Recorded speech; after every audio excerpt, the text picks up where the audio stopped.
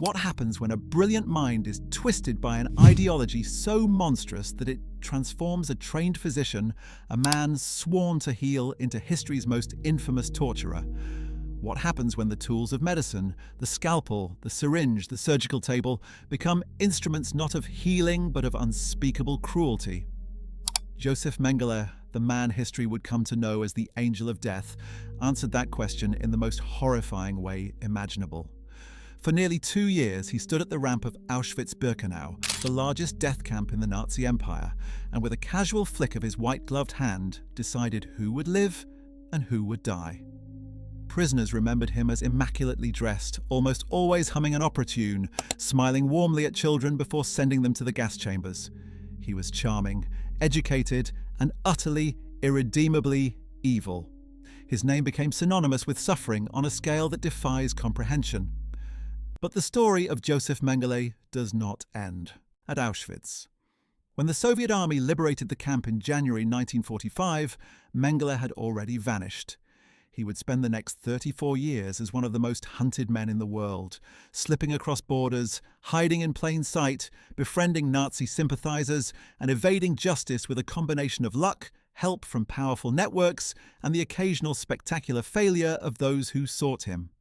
He died in 1979, never having faced a single day in court for what he had done. For the survivors who had lived through his experiments, that was perhaps the cruelest outcome of all. In this video, we will trace the full arc of his life, from his comfortable Bavarian childhood to his emergence as a fanatical true believer, from his arrival at Auschwitz to the horrors he committed there, and from his escape to South America to his lonely, paranoid final years in Brazil. So, without further ado, let's start from the very beginning. Josef Rudolf Mengele was born on March 16, 1911, in Günzburg, a small, prosperous town on the Danube River in Bavaria, the eldest of 3 sons in the Mengele family. His father, Karl Mengele, was the founder and owner of Karl Mengele and Sons, a successful company that manufactured agricultural machinery. The family was wealthy, respected, and deeply Catholic. Karl Mengele was a serious, hard-working entrepreneur who built his business from the ground up and expected his sons to contribute to it. Josef's mother, Walburga Hupfauer Mengele, was a forceful, domineering woman who ran the household with iron discipline and was intensely proud of the family's social standing. By all accounts, Josef was a sensitive, intellectually curious child who excelled at school. He was charming, personable, and possessed of what his teachers described as an exceptional mind. He was also fiercely ambitious and driven by a need for recognition that would define his entire life.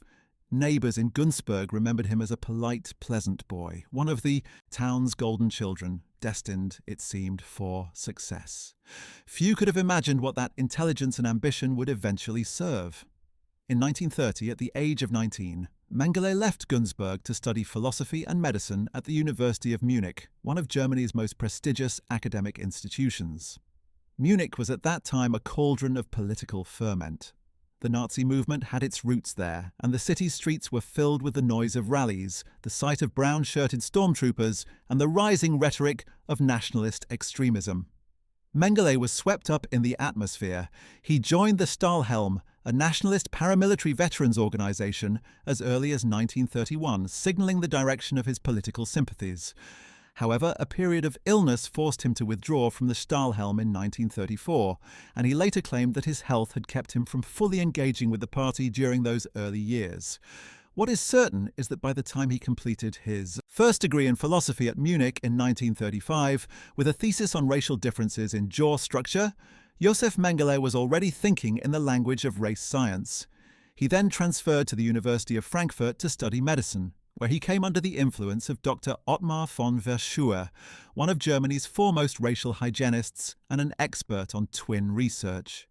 Von Verschuer was a leading figure in the eugenics movement and directed the Institute for Hereditary Biology and Racial Hygiene at the University of Frankfurt. For the ambitious young Mengele, this was a formative relationship. Von Verschuer became his mentor, his academic father figure, and in many ways the intellectual architect of the research program Mengele would later conduct at Auschwitz. Under von Verschuer's supervision, Mengele earned his doctorate in medicine in 1938, with a dissertation examining racial cleft palates in children. The thesis was praised for its scientific rigor. He had now 2 doctoral degrees in both philosophy and medicine, and a clear ideological framework that told him race was the determining factor of human worth. Mengele joined the Nazi Party in 1937 and the SS in 1938. His application was approved with remarkable speed, reflecting how well his profile aligned with what the SS was looking for. He was racially pure, intellectually distinguished, ideologically committed, and professionally qualified in precisely the areas the regime valued most. In 1939, he married Irene Schönbein, the daughter of a wealthy American-born businessman. By all accounts, it was a marriage of mutual affection, and the couple's son, Rolf, was born in 1944.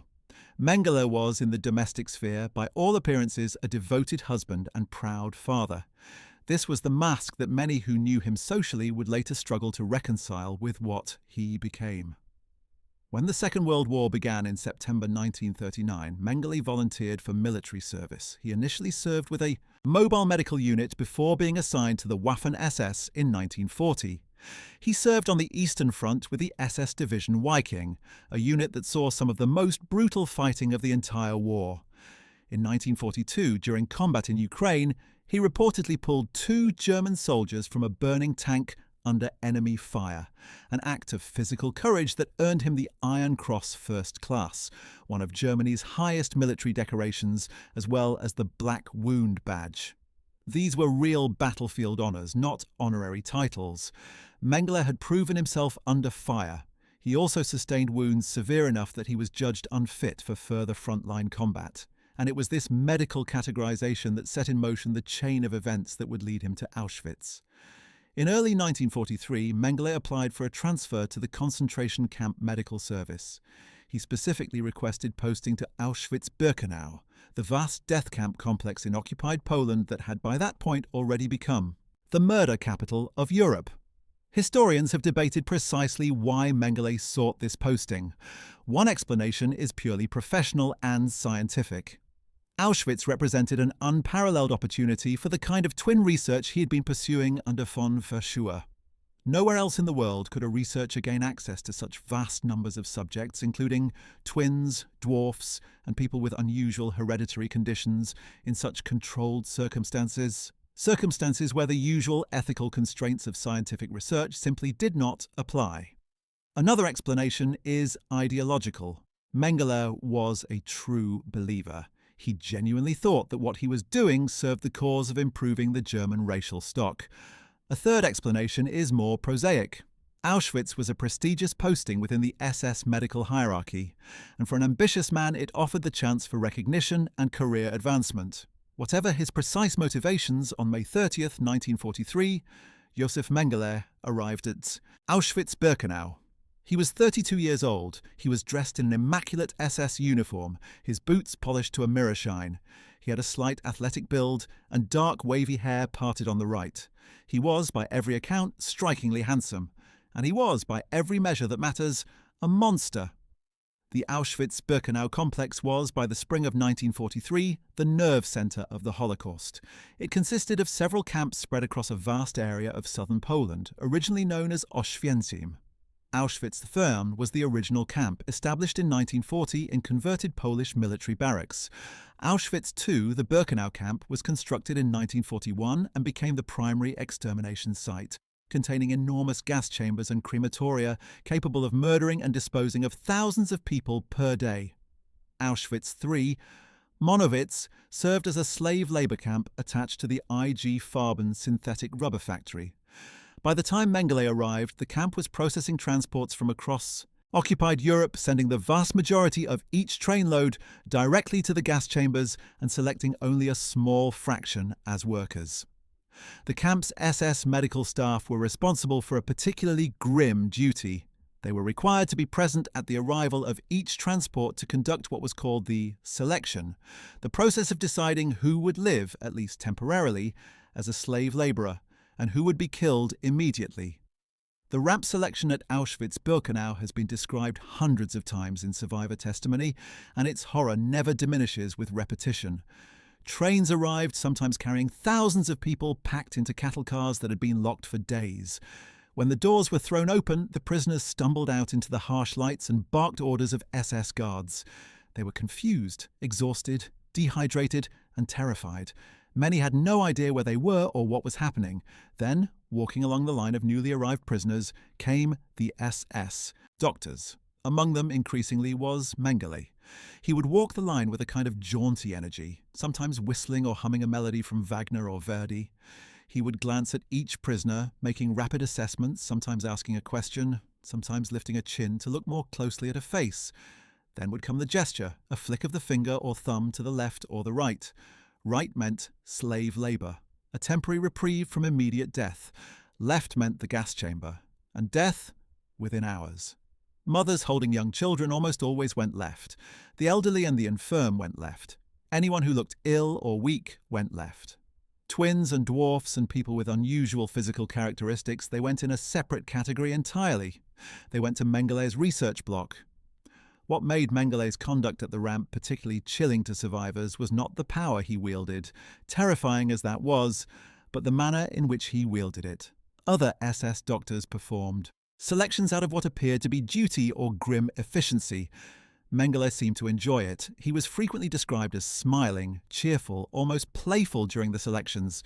He would sometimes spend extra time with children, talking to them gently, patting their heads, giving them sweets, and then he would send them to die. One survivor, Dr. Miklos Nisli, a Hungarian Jewish physician who was forced to work as Mengele's pathologist, described him as possessing a remarkable combination of scientific curiosity and complete emotional detachment.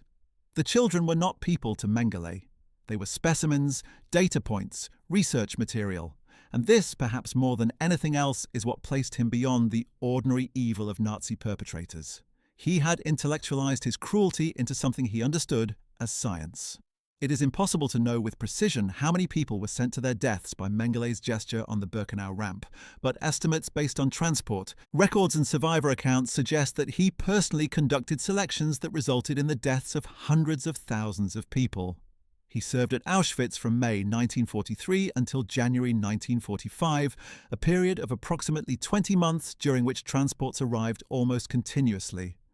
The Hungarian Jewish deportations alone, which began in May 1944 and continued for approximately 56 days, brought over 400,000 people to Auschwitz. Many of those selections were conducted by Mengele. He was, in the most literal sense, a mass murderer on an industrial scale. But the selections at the ramp, as horrific as they were, represented only one dimension of the horror Josef Mengele brought to Auschwitz. It was in his research program conducted in Block 10 and the adjacent medical facilities of Birkenau that his particular genius for cruelty found its fullest expression. Mengele's scientific obsession was twins. From the very beginning of his time at Auschwitz, he ordered that all twins arriving on transports be separated from the general population and sent to a special barracks under his personal protection. The order extended through the entire camp system. Guards were to watch for twins and report them immediately. This represented, from Mengele's perspective, a unique scientific opportunity that had never existed before and could not exist in the outside world. Twin research was at the forefront of the eugenics movement because twins, particularly identical twins, offered a controlled variable for studying the relative contributions of heredity and environment to physical and psychological traits. Von Verschuur, Mengele's mentor in Frankfurt, had conducted twin studies for years using conventional, if ethically dubious, methods. At Auschwitz, Mengele had access to something his mentor could only dream of, an unlimited supply of twins of all ages and ethnic backgrounds, with no ethical oversight, no legal constraints, no need to obtain consent or worry about the welfare of his subjects. He could do anything he wanted. And he did. The twins at Auschwitz were, relatively speaking, in a better material situation than the general prisoner population. They received more food, were spared the worst of the slave labour, lived in somewhat better conditions, and were not immediately scheduled for execution. Mengele was solicitous and even affectionate toward many of his child subjects, particularly the young ones. Survivors who were twin children at Auschwitz described him as Uncle Mengele, a figure who brought chocolates and told stories and took a warm, personal interest in each of them. The psychological horror of this was not fully apparent to most of them at the time. They were children, grateful for kindness in a world of absolute terror. Only later would they understand that the same man who had given them sweets and called them by name was also subjecting them to experiments that were, in many cases, causing them permanent harm or killing them. The experiments themselves covered a wide range. Mengele was particularly focused on the question of whether eye colour could be artificially altered, a goal connected to the Nazi ideal of blue-eyed Aryan racial perfection. He had coloured substances injected directly into the eyes of children, a procedure that was extraordinarily painful and often resulted in infections, permanent damage, and blindness. He preserved the extracted eyes of killed prisoners, carefully pinned to boards or mounted in bottles of formaldehyde, and sent them to von Verschuer in Frankfurt for analysis. He conducted blood transfusions between twin pairs to study immunological responses. He performed surgery without anesthesia. He exposed twins to extreme cold, extreme heat, and high-altitude conditions. He infected them with diseases including typhus, tuberculosis, and noma, a severe gangrenous facial disease, to study the progression of illness and compare outcomes between identical and non-identical twin pairs. One of the most disturbing aspects of Mengele's twin research was his attempt to create conjoined twins artificially. In documented cases, he surgically sewed children together, connecting their circulatory systems or digestive tracts in an attempt to study the physiological effects of creating artificially joined bodies. These experiments were not only unsuccessful, but resulted in terrible suffering and death. Dr. Naisli, who performed autopsies on prisoners killed by Mengele, described examining the bodies of two Roma children who had been sewn together back to back. Their hands were gangrenous, the result of the blood vessels having been improperly connected. They had been in agony for days before they died. Mengele showed no distress when reviewing these results. He simply noted the data and moved on. Among the most extensively documented of Mengele's victims at Auschwitz were a family known as the Oitz family, a troupe of Jewish, Romanian entertainers who became known to history as the Lilliputians of Auschwitz. 7 members of the Oitz family, who performed together under the name the Lilliput Troupe, had a hereditary form of dwarfism called pseudo-achondroplasia. When they arrived at Auschwitz in May 1944, a member of the transport spotted a dwarf among them and immediately reported this to the camp authorities. Mengele was summoned to the ramp personally in the middle of the night and was described by witnesses as almost beside himself with excitement. Here, in a single family, were 7 dwarfs, along with their normal-statured relatives, representing an extraordinary natural experiment in hereditary dwarfism. Mengele shouted at the guards, "I want this train kept here, nobody off." The entire family was taken off separately, their baggage retrieved, and they were installed in relatively comfortable quarters in the medical block. The Oitz family endured Mengele's attentions for approximately 9 months. During that period, they were subjected to a comprehensive program of medical investigation that included bone marrow extractions, repeated spinal taps, gynecological examinations conducted without consent or compassion, and the extraction of hair, teeth, and tissue samples. Blood was drawn in such quantities that family members became dangerously anemic. Their ears and noses were examined repeatedly. The children were forced to undergo the same procedures as the adults.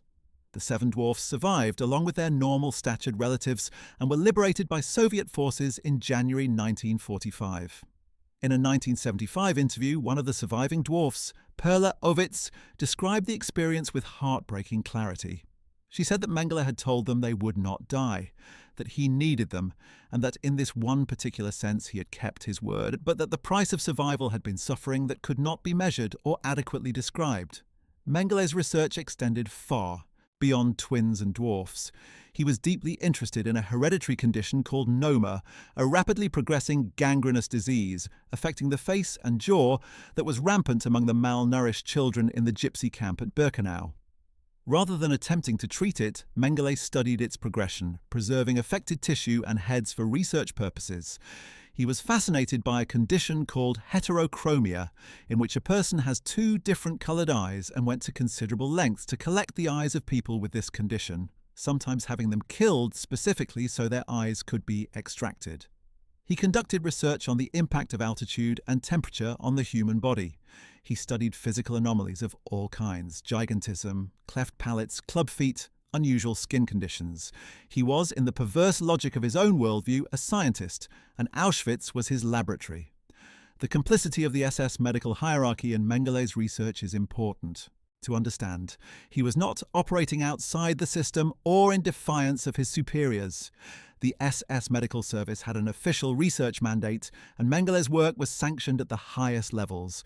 He reported his findings to von Verschuer, who continued to receive research materials and data from Auschwitz, with apparent full knowledge of their provenance. The Kaiser Wilhelm Institute, one of Germany's most prestigious scientific research institutions, received biological specimens from Auschwitz. The veneer of scientific legitimacy was maintained throughout. Mengele wrote up his research, filed reports, and corresponded with colleagues in the conventional academic manner. The fact that his research subjects were prisoners who had been subjected to violence and murder was simply not acknowledged in these communications. This normalization of atrocity within the SS medical system is one of the most disturbing aspects of the Holocaust's bureaucratic structure. Throughout his time at Auschwitz, Mengele was regarded by his SS colleagues as a capable, energetic, and professionally committed officer. He was liked personally by many of the camp's leadership, including Rudolf Höss, the commandant of Auschwitz, who later described him in his memoirs as a zealous officer who was very interested in his work. He was considered strict but fair by the standards of the camp, and his protectiveness toward his twin research subjects was noted and remarked upon. Survivors who interacted with him as children frequently described a confusing mixture of genuine warmth and chilling indifference. He remembered the names of his subjects. He was interested in their personalities and their lives, and he killed them without hesitation when they had served their research purpose or when he needed to conduct a post-mortem examination. He would sometimes inject twins with chloroform directly into the heart to kill them, then conduct simultaneous autopsies on both bodies to compare their internal organs. The gas chambers at Auschwitz-Birkenau ran continuously during the peak deportation periods of 1943 and 1944. The 4 main crematoria at Birkenau could together process approximately 4,400 bodies per day at full capacity. On the nights when particularly large transports arrived, Mengele was reportedly at the ramp for hours, processing thousands of people. Survivors who were present on those nights described the sky over Birkenau glowing orange from the burning in the crematoria, and the air thick with a distinctive, terrible smell. Mengele stood at the center of it all, still smiling, still humming his opera. One survivor said that the contrast between his pleasant demeanor and the horror of what was happening around him was so stark that it seemed impossible, as though reality itself had broken. How could a man whistle a tune from the magic flute while sending 10,000 people to their deaths in a single night? But that, apparently, is precisely what he did. By the late summer of 1944, the military situation for Germany was deteriorating catastrophically on all fronts. The Allied landings in Normandy in June 1944 had opened a new front in the west. The Soviet army was advancing rapidly from the east, having broken through German lines in the massive Operation Bagration offensive. The SS leadership began making contingency plans for the evacuation and concealment of evidence at Auschwitz. Crematoria and gas chamber facilities were ordered destroyed. Records were burned. As the Soviets drew closer, the camp's population was reduced through accelerated killings and forced marches. In November 1944, the systematic gassing operations at Auschwitz-Birkenau were officially halted by Himmler's order, though sporadic killings continued. The physical apparatus of mass murder was being dismantled, and with it, the evidence of what had occurred there. For Josef Mengele, the closing weeks of 1944 brought a personal reckoning. The camp he had dominated for nearly 2 years was being wound down. His research program was disrupted. The organized world of Auschwitz, grim as it was collapsing around him. He knew, with the clarity of a man who understood exactly what he had done, that if he fell into Allied or Soviet hands, his fate would almost certainly be execution. His meticulous research records, the files and photographs and specimen jars that represented years of work, were packed up and sent ahead to safety. His mentor, von Verschuer, received further materials from Mengele during this period, and Mengele himself began to make plans. On January 17, 1945, as Soviet forces closed to within a few dozen kilometers of Auschwitz, Mengele departed the camp. He joined the columns of SS personnel and prisoners, beginning the terrible forced marches westward. The man who had spent nearly 2 years deciding who would live and who would die was now for the first time concerned primarily with his own survival.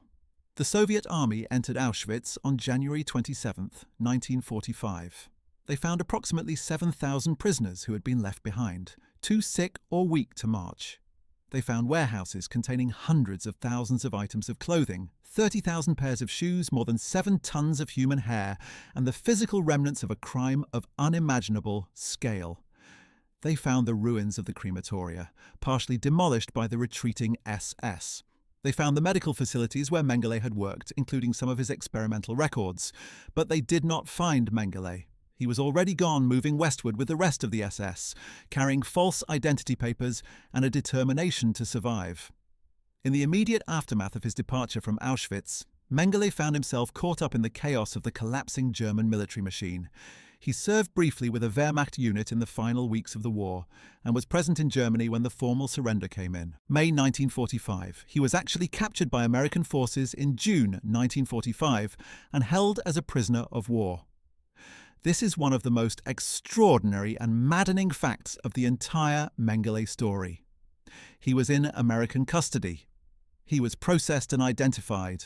But, critically, in the confusion of the immediate post-war period, his name was not yet on the lists of most wanted war criminals.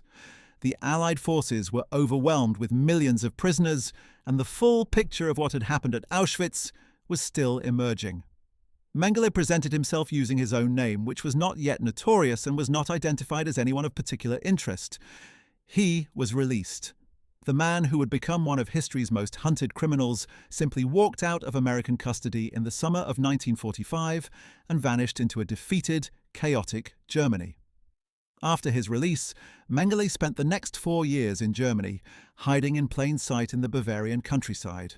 He worked for a period as a farmhand near Rosenheim, using forged papers in a false identity, though he was also at times using documents in his own name. He maintained contact with his family in Günzburg, who remained loyal to him and provided financial support throughout the years that followed. His wife Irene visited him on the farm and brought their son, Rolf. The Mengele family factory, Carl Mengele and Sons, was by this point a successful post-war business, and the family had both the resources and the motivation to help Josef elude capture. They were protective of their own. The senior members of the family understood perfectly well who Josef was and what he had done. They helped him anyway.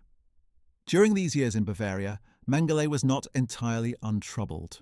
The Nuremberg doctors' trial, held between December 1946 and August 1947, brought international attention to the medical crimes committed in the Nazi concentration camps. Mengele's name came up repeatedly in testimony, and a warrant for his arrest was issued. But the warrant existed on paper without practical effect because no one knew where he was or had the resources to mount a serious search. The Allied denazification machinery was overwhelmed and increasingly focused on German reintegration rather than prosecution.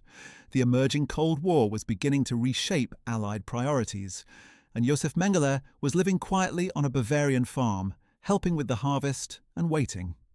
By 1949, Mengele had decided that Germany was no longer safe. The noose was not yet tight, but it was present, and he was not a man who would wait to feel it.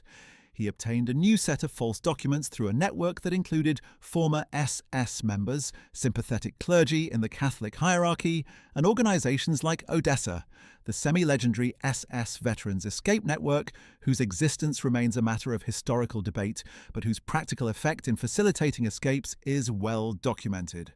Using the name Fritz Hollmann, Mengele made his way to Genoa in Italy, a key transit point in what became known as the Rat Lines, the escape routes that carried hundreds of former Nazis out of Europe and toward new lives in South America. From Genoa, with papers provided by the International Red Cross identifying him as a stateless person named Helmut Gregor, he boarded a ship bound for Argentina. He arrived in Buenos Aires in July 1949. He was 38 years old, still slim and handsome, still possessed of the same quick intelligence and surface charm that had served him throughout his life. And he was free. He was free, and he intended to stay that way. Argentina in 1949 was, for former Nazis, a relatively welcoming environment. President Juan Perón had cultivated relationships with former German military and technical personnel, seeing in them potential contributions to Argentina's industrialization and military modernization. A substantial German expatriate community already existed in Argentina, with deep roots stretching back to the 19th century, and a subset of this community was actively sympathetic to former Nazis. Mengele settled initially in Buenos Aires, where he lived under the name Helmut Gregor. He was not entirely in hiding. He socialized, attended German cultural events, and even worked as a medical doctor for a period, though without proper registration. He performed abortions for wealthy clients, a detail that strikes with particular irony given his history at Auschwitz. He also made contact with other former SS men living in Buenos Aires, including Adolf Eichmann, the architect of the Holocaust's logistical machinery, who was living in the city under the name Ricardo Clement. The two men knew each other, and their paths would cross again in ways that neither could have anticipated. In the early years of his Argentine exile, Mengele's life was defined by a kind of comfortable double existence. On the surface, he was simply another German immigrant in a city full of them, living modestly, navigating the rhythms of a new country. Beneath that surface, he was a man with secrets that would have meant death if exposed. He was careful, but not entirely withdrawn. He corresponded with his family in Günzburg, who continued to send him money through carefully arranged channels. He maintained contact with other former SS men in the Argentine expatriate community.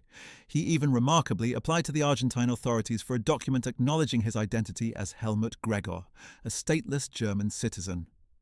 This document, granted by the Argentine government in 1956, effectively gave him a degree of official legitimacy in his false identity. What is remarkable about these years is how relatively relaxed Mengele appeared to be. The full horror of Auschwitz was becoming publicly known, largely through the Nuremberg trials and the subsequent doctor's trial, and his name was appearing in accounts of Nazi medical crimes. Yet the distance between Buenos Aires and Europe, combined with the glacial pace of post-war prosecution and the Argentine government's indifference to Nazi war criminals, meant that he felt, for the most part, safe. He was not constantly looking over his shoulder. He was not living in a bunker or a remote jungle compound. He was living in Buenos Aires, attending German social clubs, eating at restaurants, and even, in 1954, registering himself under his own real name with the West German Embassy in Buenos Aires in connection with a business matter. The sheer audacity of this registration, using his genuine name at an official German government facility, has astonished historians ever since. He was, it seems, either supremely confident in his safety or possessed of the kind of psychological recklessness that comes from years of operating with complete impunity. In 1954, Mengele's wife Irene divorced him. They had been separated for years, and Irene wanted to regularize her status and move on with her life. The divorce was conducted through German courts. Mengele did not contest it. 2 years later, in 1956, he entered into a union that was as unconventional as it was revealing of his personality. He began a relationship with his deceased brother Karl's widow, Martha Mengele, who had 2 children from her first marriage. In 1958, Mengele and Martha were married in a small ceremony in Uruguay. The marriage was not a love match in any conventional sense. It was, in the view of many historians, primarily a practical arrangement that gave Mengele access to money from the family business and a degree of domestic stability. Martha and her son Karl would eventually return to Germany, while Mengele remained in South America. The relationship gradually soured into mutual resentment, though the financial connection remained important. By the late 1950s, the comfortable world that Mengele had built for himself in Buenos Aires was beginning to show cracks. The West German government, under increasing international pressure, had begun to take the prosecution of Nazi war criminals more seriously. In 1959, a West German court issued a formal arrest warrant for Josef Mengele, and the following year the West German government formally requested his extradition from Argentina. This was a significant escalation. For the first time, an official legal mechanism was being directed specifically at Mengele through proper governmental channels. The Argentine government under President Arturo Frondizi was more receptive to such requests than the Perón regime had been, and Mengele became genuinely alarmed. But before the extradition request could be acted upon, something happened that changed everything, not just for Mengele, but for the entire question of Nazi accountability in South America. In May 1960, Israeli Mossad agents operating in Buenos Aires abducted Adolf Eichmann from a street near his home, bundled him onto an El Al flight, and brought him to Israel to stand trial. The Eichmann operation sent shockwaves through the Nazi expatriate community in South America. If the Israelis could find Eichmann living under a false name in a Buenos Aires suburb, then no one was safe. The message was unmistakable. Mengele, who had known Eichmann personally, understood immediately what this meant. Before the Argentine government could move on the West German extradition request, before the Mossad could turn its attention to the next name on its list, Josef Mengele fled Buenos Aires. He crossed the border into Paraguay, which had an authoritarian government under General Alfredo Stroessner that was notoriously sympathetic to former Nazis. Paraguay represented a significant step deeper into hiding. Mengele had obtained Paraguayan citizenship in 1959, using a combination of bribery, false documents, and the patronage of sympathetic contacts within the Paraguayan government. With Paraguayan citizenship, he had a legitimate legal identity in a country that was unlikely to extradite him to West Germany or Israel. He settled in Asunción initially, living modestly and maintaining contact with a network of German and Austrian expatriates who formed a sort of informal protection network around him. The Paraguayan authorities were aware of who he was and what he had done, and they did not care. Stroessner's regime was brutally authoritarian and entirely indifferent to the moral weight of the Holocaust. During his years in Paraguay, Mengele began to experience something he had perhaps never fully confronted before: genuine, sustained fear. He had been careful in Argentina, but he had also, at moments, been careless and even arrogant. In Paraguay, he began to understand that the world was not going to simply forget about him. The Eichmann trial, which took place in Jerusalem in 1961 and resulted in Eichmann's execution by hanging in 1962, brought international attention back to Nazi war criminals in South America. Survivor testimony at the Eichmann trial repeatedly mentioned Mengele. The name became famous around the world in a new way, not as a historical abstraction, but as a living fugitive, a man who was out there somewhere who had escaped justice and who might yet be found. For Mengele, listening to news reports of the Eichmann trial in his Paraguayan hideout, this was a period of profound anxiety. He wrote extensively in his diary during these years, and the entries reveal a man oscillating between self-pity, self-justification, and genuine terror. The question of whether Mengele could have been captured during his years in Paraguay is one of the most painful in the entire history of post-war Nazi hunting. The answer, based on declassified intelligence files and subsequent historical research, is almost certainly yes, if the will and the resources had been committed. The CIA, West German intelligence, and Israeli intelligence all had information at various points indicating Mengele's presence in Paraguay. The problem was political will and coordination. The CIA was not in the business of pursuing Nazi war criminals as a priority. Its focus in the early 1960s was the Cold War, and Paraguay's Stroessner, whatever his moral failings, was a reliable anti-communist ally. West Germany, for all its public statements about prosecuting Nazi criminals, was institutionally resistant to the kind of aggressive extraterritorial action that had brought Eichmann to justice. And Israel, after the Eichmann operation, was under significant diplomatic pressure not to repeat such abductions. The result was that Mengele stayed in Paraguay, while intelligence services collected information and did nothing decisive with it. By 1960, the world's most famous Nazi hunter, Simon Wiesenthal, had made Mengele's capture the central mission of his life's work.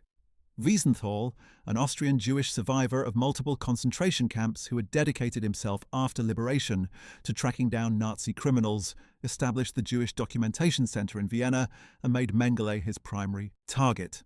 Wiesenthal was tireless, inventive, and deeply personally motivated. He had survived the Holocaust and he understood in his bones what it meant to let perpetrators escape justice. He gathered information, cultivated informants, lobbied governments, and kept Mengele's name in the public eye throughout the 1960s and 1970s. He sometimes overstated the precision of his intelligence, and some of his claims about coming close to Mengele were later disputed. But his fundamental contribution, keeping the world focused on the fact that Mengele was still alive and free, was invaluable. Wiesenthal once told a journalist that as long as Mengele was alive and free, it was as though a portion of Auschwitz survived with him. While the hunters were closing in, or attempting to, Mengele made another move. By 1961, he had left Paraguay and crossed into Brazil, settling initially in the state of São Paulo. Brazil, like Argentina before it, had a substantial German immigrant community and a government that was not particularly interested in extraditing former Nazis. Mengele settled in the small town of Nova Europa in the interior of São Paulo state, where he lived for a period under the protection of a German immigrant couple, Geza and Gita Stammer. The Stammers, who were Austrian-Hungarian immigrants, had been introduced to Mengele through the expatriate network, and they provided him with accommodation on their farm, initially without fully understanding who he was. When the truth emerged, they were already complicit, and the relationship continued for years in an uncomfortable mixture of genuine loyalty and increasing resentment. Life in Brazil was profoundly different from the Buenos Aires years. Mengele was now genuinely in hiding. He adopted the name Peter Hochbichler. He lived simply, working on the Stammer farm and keeping largely to himself. He had virtually no social life and depended entirely on the Stammers and his family in Günzburg for support. He read, voraciously, corresponded with his son Rolf through elaborate code arrangements involving third-party intermediaries, and wrote lengthy diary entries and even attempts at poetry and fiction, all of which would later be found among his papers. He was a man of considerable intellectual energy, trapped in a life of enforced idleness, and the contrast was clearly maddening to him. His letters from this period reveal a man who continued to believe in his own justification, who regarded himself as a scientist and a patriot who had served Germany, and who viewed the moral condemnation he faced with a mixture of resentment and incomprehension. One episode from Mengele's Brazilian years illustrates the peculiar nature of his existence with particular vividness. In the early 1960s, the Stammers owned a parcel of land near the small farming town of Serra Negra. Mengele helped manage the farm, and local people knew him as a quiet German handyman and odd job man who was occasionally friendly with the local German community, but mostly kept to himself. He was, in a sense, the invisible man, a figure of no obvious significance in a rural Brazilian town, utterly unremarkable to those around him. At the same time, his photograph was on posters in the offices of Nazi hunters across 3 continents. West German courts had convicted him in absentia. Israeli intelligence was actively seeking his whereabouts. The contrast between the wanted fugitive and the unremarkable farm worker was almost surreally complete. During the 1960s, there were at least 2 serious investigations that came within what appeared to be striking distance of locating Mengele. In 1962, the West German embassy in Buenos Aires received information suggesting that Mengele was still in Argentina. An investigation was mounted, but it was conducted with a lack of urgency that was in retrospect inexcusable, and nothing resulted. In 1965, Simon Wiesenthal announced publicly that he believed Mengele was living near the Brazilian-Paraguayan border and that Israeli agents were closing in. This claim was widely reported and added to the public sense that capture was imminent. In fact, Mengele was already in São Paulo state, not near the Paraguayan border, and the announcement served mainly to put him on alert without bringing justice any closer. Mengele's diary entries from this period show that he followed news of the search for him with obsessive attention, and that the Wiesenthal announcement terrified him, sending him into a weeks-long period of extreme anxiety. The relationship between Mengele and the Stammer family deteriorated significantly over the years. Geza Stammer found Mengele difficult, imperious, and ungrateful. Mengele, accustomed to deference and authority, was constitutionally unable to accept the humble position of a dependent guest, and he frequently clashed with his hosts over domestic arrangements. He was also not an easy man to live with. He was irritable, prone to dark moods, and inclined to lecture those around him on subjects ranging from medicine to racial theory. His belief in the racial ideology that had underpinned Auschwitz never wavered. His diary entries from Brazil are filled with musings on racial purity and the correctness of Nazi scientific thinking, presented with the earnest conviction of a man who had seen no reason to revise his views. The moral catastrophe that had consumed Nazi Germany had not apparently shaken his fundamental beliefs. He remained, to the end, a true believer. In 1969, the Stammers sold the farm near Serra Negra and moved to a house in a suburb of São Paulo. Mengele moved with them, still dependent on their protection and the money that arrived periodically from Günzburg. By this point, his son Rolf was an adult, a young lawyer in West Germany who had grown up knowing only that his father was absent and that there was something dark and unspoken about his name. In 1977, Rolf Mengele made a secret journey to Brazil to visit his father. It was the first time the two had seen each other in over 20 years. The visit, which Rolf later described in detail in a newspaper interview published after his father's death, was deeply fraught. Rolf arrived expecting something. Perhaps an explanation, perhaps remorse, perhaps at least an acknowledgement of the magnitude of what had been done. He received instead a defence, the same rationalisation Mengele had rehearsed in his diaries, the claim that he had done what science required, what the times demanded, what he had believed was right. Rolf left Brazil having found no absolution, no understanding, and no reconciliation possible. He returned to Germany, and the two never saw each other again. By the late 1970s, the world had not forgotten Josef Mengele. If anything, as the generation that had lived through the Second World War began to reflect on its significance, and the survivors of Auschwitz continued to testify about what they had endured there, his name remained among the most charged and potent symbols of Nazi evil. The 1978 publication of Ira Levin's novel, The Boys from Brazil, which featured a fictionalized Mengele character attempting to clone Hitler, and its subsequent film adaptation starring Gregory Peck and Laurence Olivier, brought his name to a mass audience in a new way, reinforcing his status as a kind of archetypal villain. The real Mengele, now in his late 60s, was living in a small house near São Paulo, in increasingly poor health, increasingly isolated, and increasingly paranoid. The Stammers had by this point effectively distanced themselves from him, and he had been taken in by a new set of supporters, a German couple named Wolfgang and Lieselotte Bossert, who lived in the seaside town of Bertioga, north of Santos. The Bosserts were ideologically sympathetic, part of the loose network of German expatriates who continued to believe in or at least feel loyalty toward the old Nazi world. Wolfgang Bossert was a teacher at a German school in São Paulo, and he and his wife became Mengele's primary support network in his final years.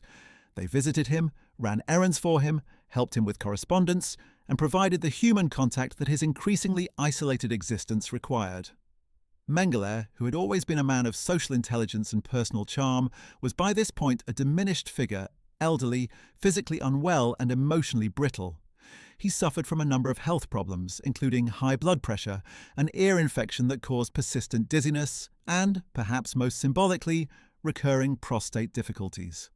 The body that had once stood so straight and confident on the Auschwitz ramp was failing him. His mental state in these final years was the subject of considerable speculation after his death, when his diaries and correspondence were examined by historians. What emerges from these documents is a picture of a man who had not achieved peace, despite his escape from justice.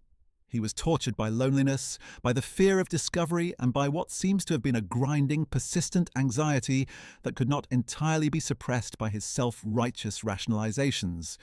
He was also, paradoxically, proud, stubbornly proud of who he was and what he had been, and contemptuous of those who had judged him.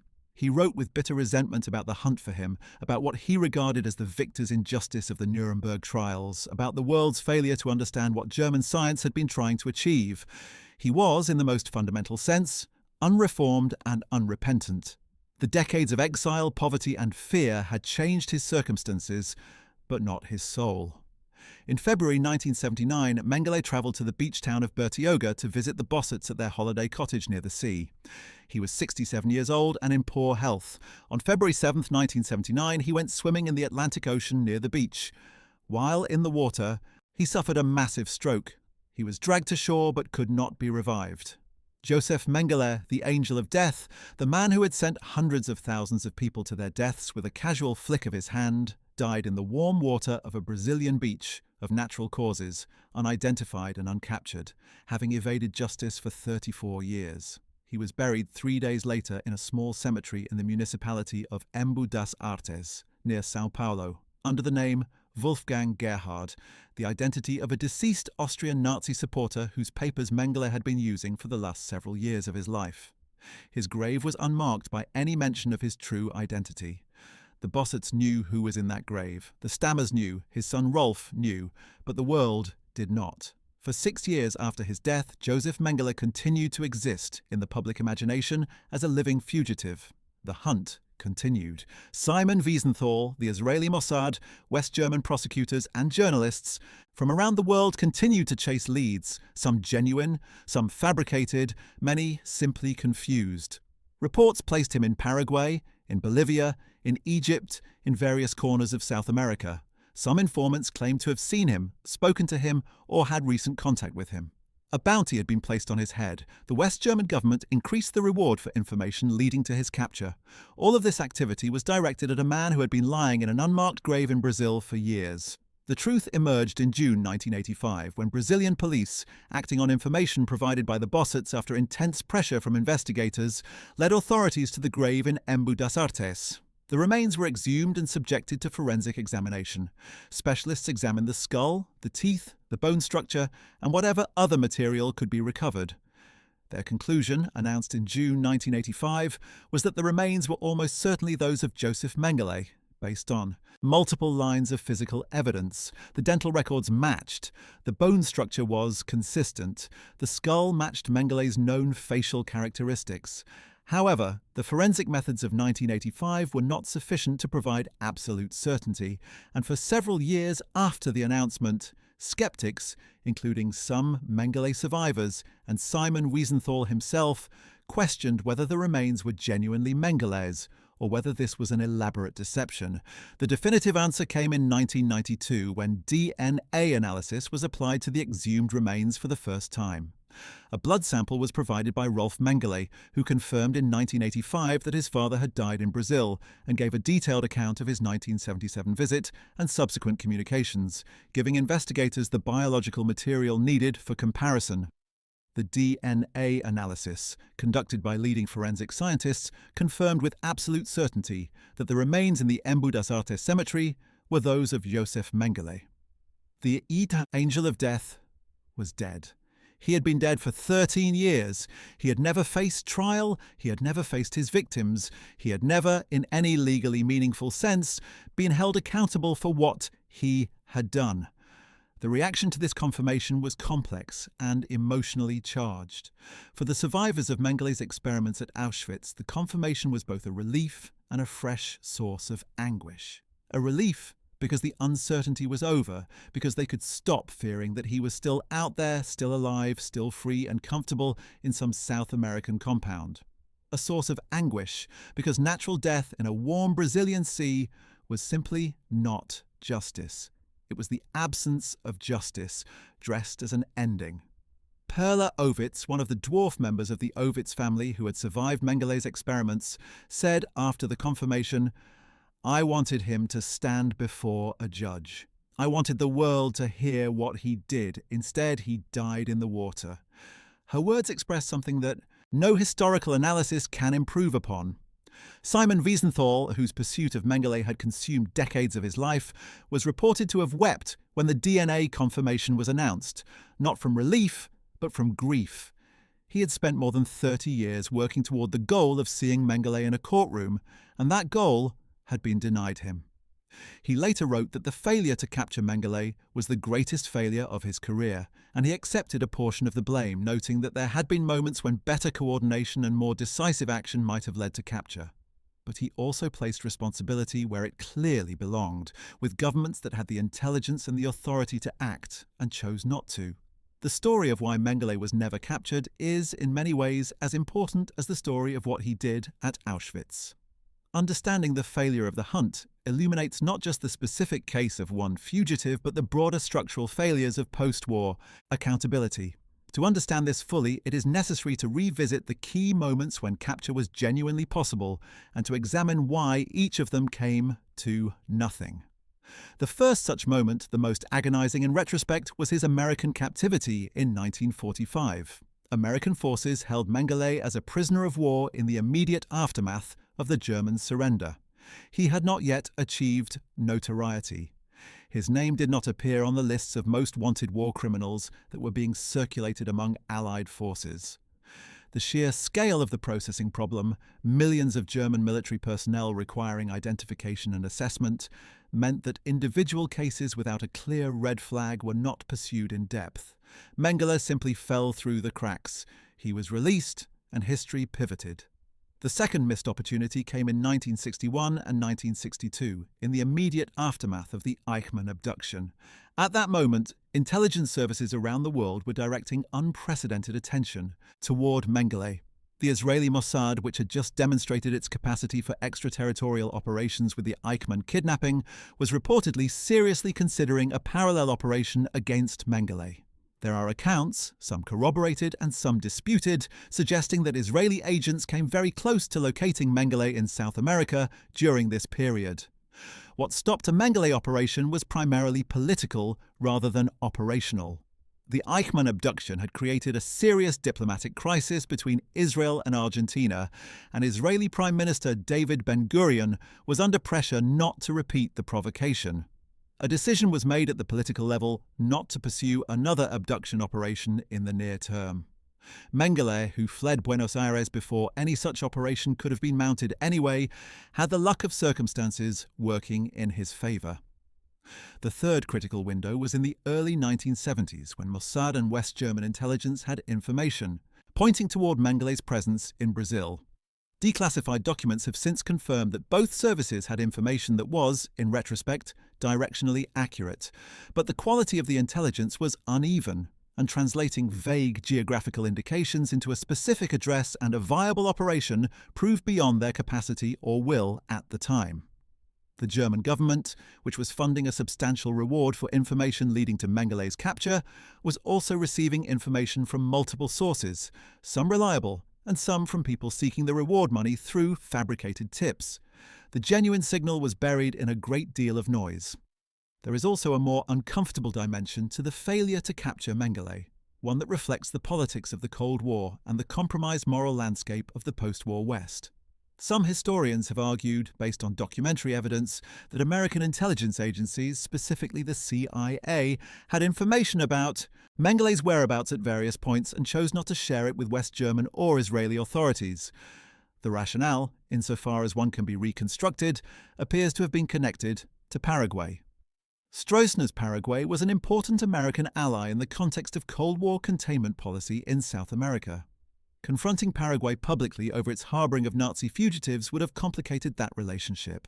There is no evidence that the CIA actively protected Mengele, but there is credible evidence that it suppressed or failed to act on information that might have led to his capture. This is a finding that sits heavily on the conscience of anyone reflecting on the moral failures of the post-war international order.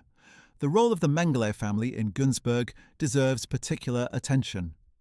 Throughout the decades of his exile, the family business, Karl Mengele and Sons, continued to send money to Josef through a variety of intermediaries and financial arrangements designed to obscure the trail. The family's loyalty to their fugitive relative was total and sustained over 30 years. Josef's brother Alois and his father Karl, before the elder Mengele's death in 1959, were the primary organizers of this support. They paid for forged documents, arranged financial transfers, and maintained communication with Josef through trusted couriers. After Alois died, the responsibility passed to other family members. The Günzburg community was also, in various ways, protective of the Mengele family and, by extension, of Josef himself. Locals who suspected or knew something of Josef's situation were largely silent. It was a community closing ranks around one of its own, regardless of what that person had done. This communal silence in Günzburg speaks to something important about the nature of complicity in Nazi crimes and their aftermath. The town that had produced Josef Mengele, that had celebrated his achievements as a bright young man headed for success, did not repudiate him after the war. His family remained prominent and wealthy, their factory the economic anchor of the local economy, their social position unassailable.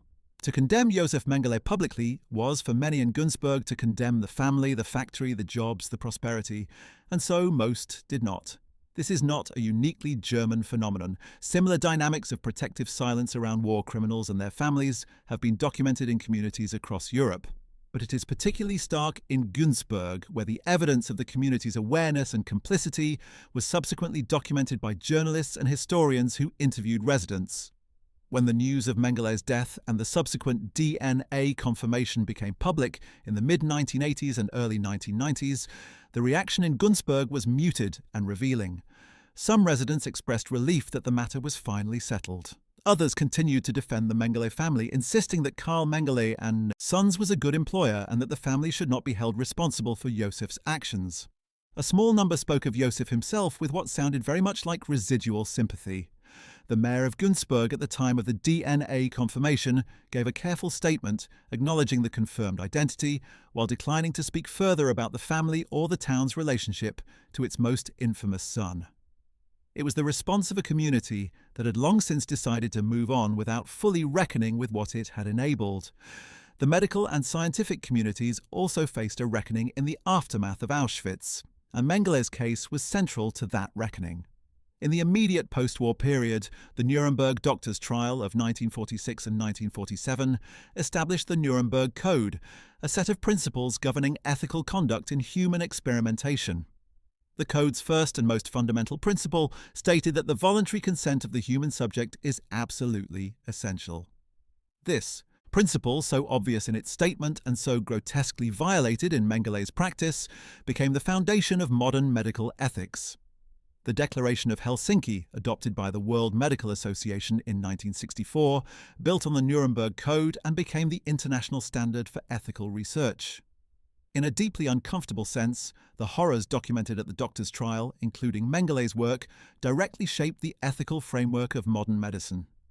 Whether any of Mengele's research results should be used in subsequent scientific work has been a persistently difficult ethical question.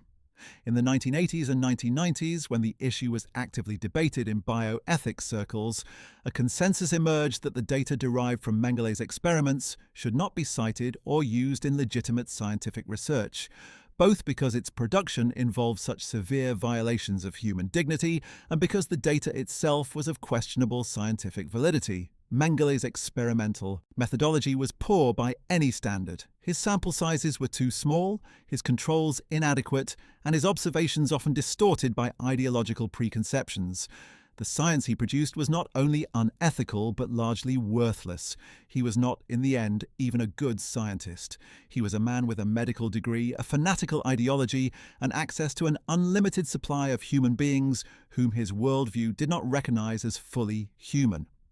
The survivors of Mengele's experiments formed an organization called the Twin Research Group, later known as CANDLES, an acronym for Children of Auschwitz Nazi Deadly Lab Experiments Survivors. The organization was founded by Eva Moses Kor, herself a twin who had survived Mengele's experiments at Auschwitz, along with her sister Miriam. Eva Kor's story is one of the most remarkable to emerge from the Auschwitz experience. She and her twin sister Miriam were 10 years old when they arrived at Auschwitz in May 1944. Mengele's team immediately identified them as twins and separated them from their mother and older sisters who were killed on arrival. Eva and Miriam were placed in the twins' barracks, Block 14 of Birkenau, where they spent 10 months under Mengele's experimental program. Eva Kor remembered Mengele with a clarity and intensity that never dimmed. She described him as tall, handsome, and utterly in control, a man whose presence commanded absolute attention. She described the experiments, which in her case included multiple injections of unidentified substances that caused her to develop high fever and near-fatal illness, and blood draws that left her dizzy and weak for days. She described watching other twins die in the experimental block and knowing that she and Miriam could be next. And she described Mengele's manner, the way he would examine her with a cold, clinical attention, noting her responses with the detachment of a man weighing livestock. She survived. Miriam survived the camp but suffered kidney damage from the experiments that affected her health for the rest of her life. Miriam Moses Kor died in 1993, and the kidney damage she sustained in Block 14 of Birkenau was a contributing factor in her death. Eva Kor's response to what she had endured evolved in a way that surprised and sometimes divided the community of Auschwitz survivors. In 1995, on the 50th anniversary of the liberation of Auschwitz, she announced publicly that she had decided to forgive Josef Mengele and all the Nazis who had been responsible for her suffering. The announcement caused an immediate firestorm. Many survivors and their descendants were furious, arguing that she had no right to forgive on behalf of those who had died, that forgiveness without justice was a moral obscenity, and that forgiving the perpetrators was a betrayal of the dead.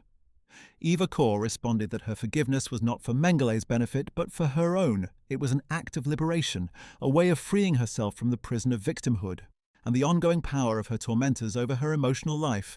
She was not asking others to forgive, only describing what she herself had chosen to do.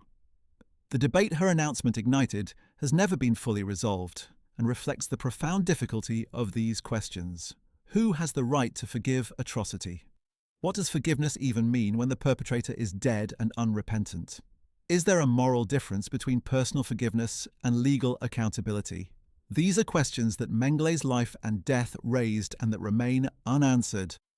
Now let us turn back and look more closely at the specific individuals who were touched by Mengele's presence at Auschwitz, people whose stories illuminate different facets of the horror and whose lives after liberation trace the long aftermath of what he did. Because the story of Mengele is not only the story of a perpetrator, it is also the story of those who survived him, those who failed to catch him, and those who carried the weight of what he represented throughout their lives.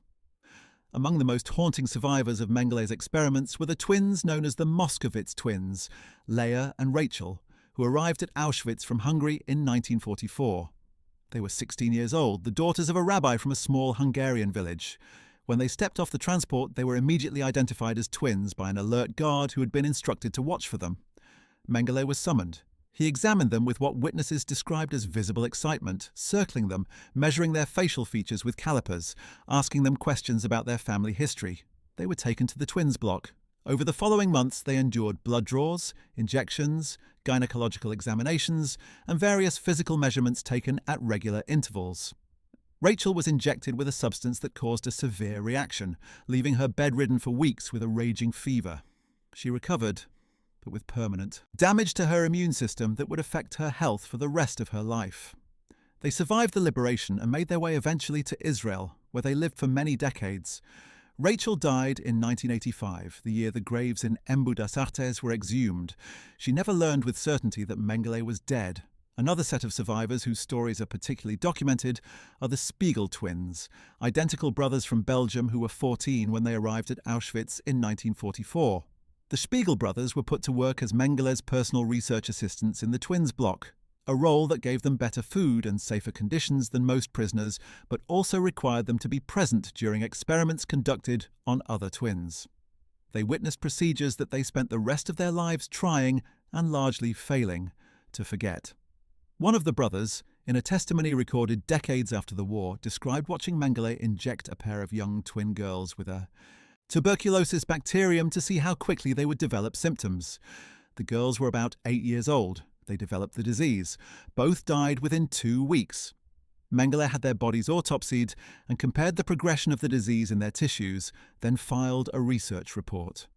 The Spiegel twins survived the camp and returned to Belgium after liberation.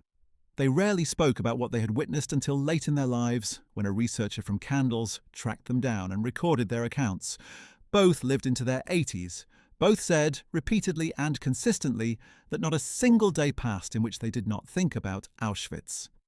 The story of Dr. Miklos Niezli deserves particular attention because his relationship with Mengele was among the most extensively documented of any survivor. Niezli was a Hungarian Jewish physician, a trained pathologist who arrived at Auschwitz in May 1944 with his wife and daughter. During the selection at the ramp, he presented himself as a physician specializing in forensic pathology, knowing that this skill might be useful to the camp authorities. He was brought before Mengele, who immediately recognized the value of having a trained pathologist at his disposal. Niezli became Mengele's chief pathologist, responsible for conducting autopsies on prisoners who died in the course of experiments or were killed specifically for post-mortem analysis. He worked in close physical proximity to Mengele for the remainder of Mengele's time at Auschwitz, performing hundreds of autopsies and preparing the reports that Mengele sent to von Verscher in Frankfurt. Niezli's situation was one of almost unbearable moral complexity. He was not a perpetrator, but he was not entirely a passive victim either. His professional skills made him useful to Mengele, and that usefulness kept him alive and also protected his wife and daughter from the gas chambers. He was deeply aware of this bargain and its implications. In his post-war memoir, Auschwitz, a doctor's eyewitness account published in Hungarian in 1946 and translated into multiple languages, Niezli described his experiences with unflinching honesty, including his own anguished awareness of the compromised nature of his position. He described Mengele in considerable physical and psychological detail: the immaculate uniform, the whistling, the quality of total absorption in his work that characterized him. He described the moment he first fully understood the scale of what Auschwitz was, watching from the window of the pathology laboratory as a transport was unloaded on the ramp and the selection conducted. He saw Mengele at the ramp gesturing with his swagger stick. He counted the numbers, and he understood, in that moment, that he was inside a machine of industrial murder. Nisley survived the war and returned to Romania, where he wrote his memoir under conditions of considerable personal difficulty. He was regarded with some suspicion by elements of the post-war community who could not fully reconcile his survival with the positions he had held. He died in 1956, a decade after liberation, having seen his account reach an international audience, but not having lived to see it become the canonical document it would later be recognized as. His daughter Zsuzsa also survived and later emigrated to Israel, where she lived for many decades and gave testimony about her own experience as a child in the camp. The question of what Mengele's former mentor, Professor Ottmar von Verschuer, knew about the provenance of the research materials he received from Auschwitz is one of the most troubling in the entire story. Von Verschuer continued to receive specimens, blood samples, and research data from Mengele throughout the war. He received eyes preserved in jars of formaldehyde. He received blood samples. He received bone and tissue specimens. He received detailed research notes. It is virtually impossible to believe that a scientist of his sophistication did not understand where these materials came from and how they were obtained. Yet von Verschuer emerged from the war with his reputation largely intact. A post-war denazification tribunal classified him as a mere fellow traveller, the second lowest category of Nazi involvement, and he was permitted to continue his academic career. In 1951, he was appointed to a professorship at the University of Münster, one of West Germany's most prestigious institutions. He held this position until his retirement in 1965. He died in a car accident in 1969. He was never prosecuted for his role in the medical crimes at Auschwitz. His comfortable post-war career stands as one of the starkest examples of the denazification process's failure to hold the intellectual enablers of the Holocaust accountable. The case of Eduard Wirtz, the chief SS doctor at Auschwitz from September 1942 until the camp's evacuation, provides another comparative perspective on the Mengele story. Wirtz was Mengele's direct superior in the camp's SS medical hierarchy, and he was responsible for overseeing the medical selections and the experimental program. He was a more complex figure than Mengele in certain respects. He showed genuine concern for the health of prisoner workers who served the camp's labor needs, and he implemented certain measures to reduce the mortality rate among prisoners from disease, partly for pragmatic economic reasons related to maintaining the slave labor force. But he also ordered and supervised the medical selections and provided official sanction for the experimental program. After the war, Wirtz was captured by British forces. Before he could be brought to trial, he hanged himself in British custody in September 1945. His death meant that an important witness to the SS medical system's functioning was lost, and that questions about the precise chain of command and authorization for experiments at Auschwitz were never fully resolved. In a courtroom, another figure whose fate intersected with Mengele's was Bruno Weber, the head of the Hygienic Institute at Auschwitz, which conducted bacteriological research using prisoner subjects. Weber was tried in the later Frankfurt Auschwitz trial, the major West German prosecution of Auschwitz personnel that ran from 1963 to 1965. The Frankfurt Auschwitz trial was a landmark event in the history of post-war German justice. Conducted by the West German judicial system rather than Allied military tribunals, it brought 22 former Auschwitz personnel to trial and resulted in convictions for most of them, including several life sentences for murder. The trial was remarkable for both its scope and its limitations. Its scope: it established, through extensive evidence and witness testimony, a comprehensive historical record of what had happened at Auschwitz. Its limitation: many of the most culpable individuals, including Mengele, were not among the defendants. Weber was convicted of crimes in connection with his Hygienic Institute work, but received a relatively modest sentence that shocked many observers. The Frankfurt Auschwitz trial was also significant for the role played by survivor witnesses.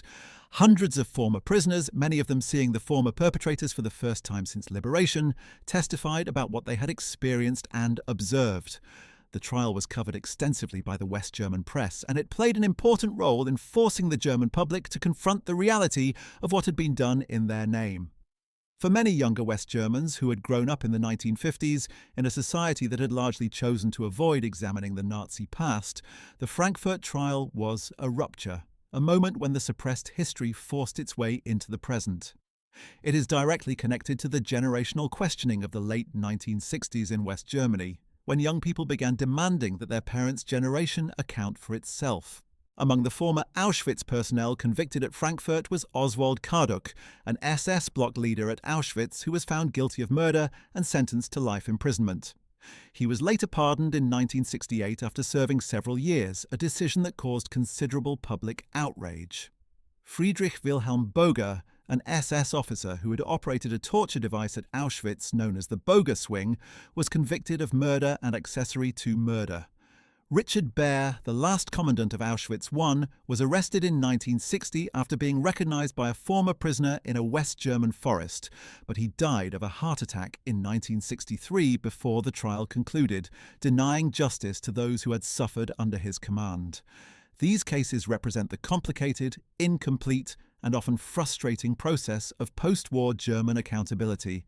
A process that did achieve some justice but was deeply inadequate given the scale of the crimes. Mengele's absence from the Frankfurt trial was a gaping wound in the proceedings. His name came up repeatedly in testimony. Survivors described him in vivid, consistent detail. Prosecutors formally acknowledged that he was a wanted man and that his capture remained a priority. But he was in Brazil, tending to his small garden near São Paulo, reading newspapers and diary entries, growing old. The contrast between the courtroom in Frankfurt and the suburban quiet of Mengele's Brazilian hideout is one of the defining ironies of the post-war era. Justice was being partially rendered in Germany, while the man most deserving of it sat unmolested 10,000 kilometers away. The role of the West German justice system in pursuing Mengele is a story of institutional ambivalence. The prosecutors at the Central Office for the Investigation of National Socialist Crimes, established in Ludwigsburg in 1958, were genuinely committed to pursuing Nazi criminals. The Ludwigsburg office played an important role in coordinating investigations and building legal cases. Fritz Bauer, the extraordinary Hessian Attorney General who was the driving force behind both the Eichmann and Frankfurt Auschwitz prosecutions, was personally committed to pursuing Mengele and was instrumental in the issuance of the 1959 arrest warrant. But Bauer operated within a judicial and political system that was often resistant to aggressive prosecution. Many of the judges, prosecutors, and government officials who populated the West German legal establishment in the 1950s and 1960s had served in various capacities during the Nazi era, and their enthusiasm for pursuing their former colleagues was, at best, inconsistent. There was also the matter of diplomatic complexity. Pursuing Mengele in Paraguay required formal extradition proceedings, which required the Paraguayan government's cooperation, which was not forthcoming. Pursuing him in Brazil required first knowing he was there, which Western intelligence knew only imprecisely, and then navigating the complexities of Brazilian extradition law and Brazilian-German diplomatic relations. The framework of international law in the 1950s and 1960s was poorly equipped to deal with war criminals who had successfully relocated to countries not party to the Allied prosecution framework. The lesson of the Eichmann abduction, that sovereign law could be circumvented by direct action, was available, but the political will to apply it to Mengele was never sufficiently concentrated. The network of former SS members that assisted Mengele during his years in South America has never been fully mapped or understood. What is known is that it was more substantial and more organized than a simple conspiracy of old comrades. There were formal organizations, the most famous of which was Odessa, said to stand for Organisation der ehemaligen SS-Angehörigen, or Organisation of Former SS Members, whose existence was long disputed but has since been partially confirmed through declassified documents.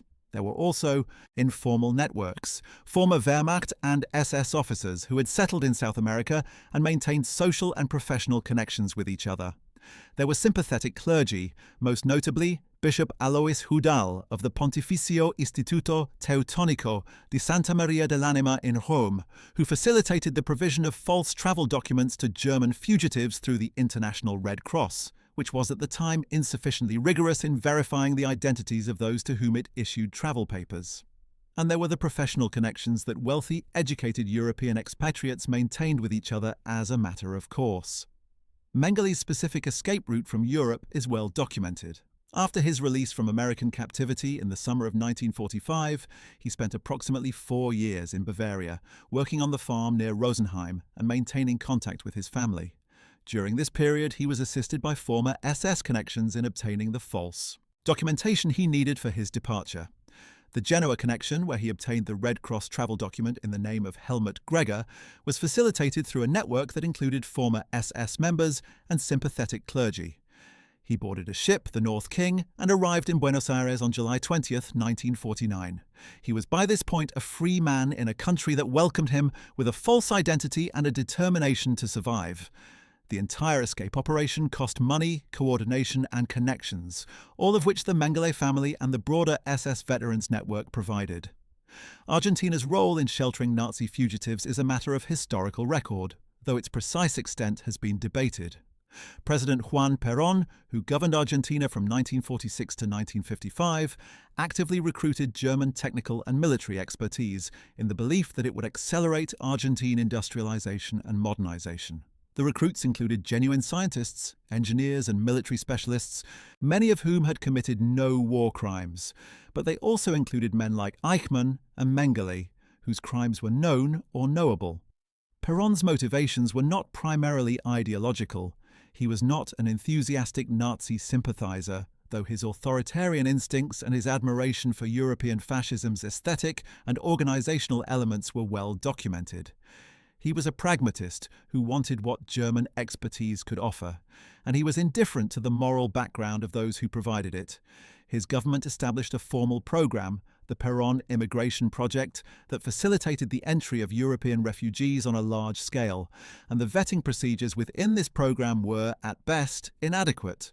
After Perón's overthrow in 1955 and Argentina's gradual opening to external pressure regarding Nazi war criminals, the environment for fugitives deteriorated. The subsequent Argentine governments were more receptive to West German extradition requests, though they remained slow to act. The Eichmann abduction in 1960, which the Argentine government formally protested as a violation of sovereignty, paradoxically made subsequent cooperation slightly easier by demonstrating that the Israelis were willing to act unilaterally if diplomatic channels failed. But Mengele was already gone by the time cooperation became possible. Paraguay's relationship with Nazi fugitives was even more blatant than Argentina's.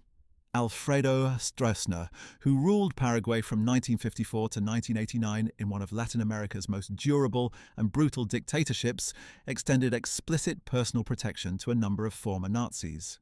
The Paraguayan government granted Mengele citizenship in 1959, a decision that was made with full knowledge of who he was. Dr. José Berta, an Argentine physician and one of Mengele's trusted contacts, personally facilitated the citizenship application. The process involved false documents and bribed officials, but it resulted in a genuine Paraguayan passport in Mengele's real name, an astonishing document that he carried for years and that gave him a degree of legal protection that made extradition genuinely difficult. Only in 1979, the year of Mengele's death, did Paraguay revoke his citizenship, a gesture that came too late to matter. Brazil's role was more passive than Argentina's or Paraguay's.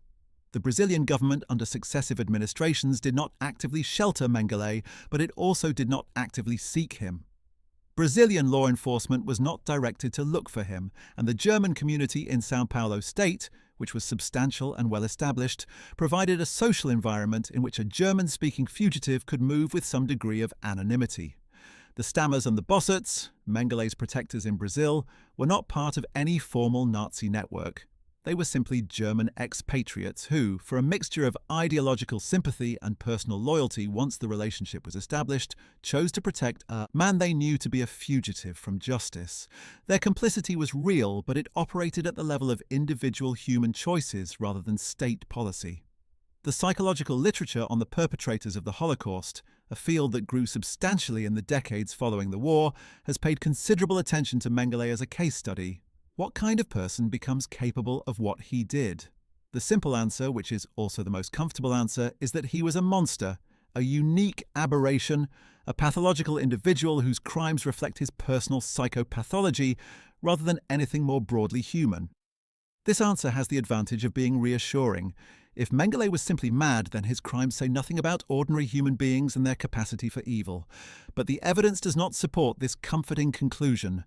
Mengele was not, by the diagnostic standards available to us, a psychopath in the clinical sense of a person incapable of emotional response, or diaries. He was, in the language of Hannah, a social bonding. He cared about his son, felt genuine affection for certain of his research subjects, maintained meaningful friendships, and expressed real emotions in his diaries. He was, in the language of Hannah Arendt, a more disturbing kind of figure, a man of ordinary enough psychological constitution who had adopted an ideological framework so totalizing that it effectively disabled his capacity for moral recognition, where its subjects were classified as subhuman. The key to understanding him is not to look for the monster beneath the charming surface, but to understand how thoroughly and sincerely he believed in a racial hierarchy that placed himself and his kind at the apex and Jews, Roma, and others at a level where normal moral considerations simply did not apply. He was not suppressing conscience. He had constructed a worldview in which conscience, properly understood, required him to do what he did. This analysis, developed by scholars including Christopher Browning, James Waller and Michael Burley in their studies of perpetrator psychology, has profound and uncomfortable implications. It suggests that what Mengele did was not the product of a unique pathology, but of a particular combination of ideology, institutional permission, and personal ambition that could, in principle, be replicated under the right conditions. The implication is not that ordinary people would do what Mengele did in ordinary circumstances, but that the barriers between ordinary behavior and extraordinary cruelty are more permeable than we would like to believe when the institutional, ideological, and social context is arranged to facilitate it. This is perhaps the most important and most disturbing lesson of the Mengele story, and it is why understanding him matters beyond the particular horror of his individual crimes.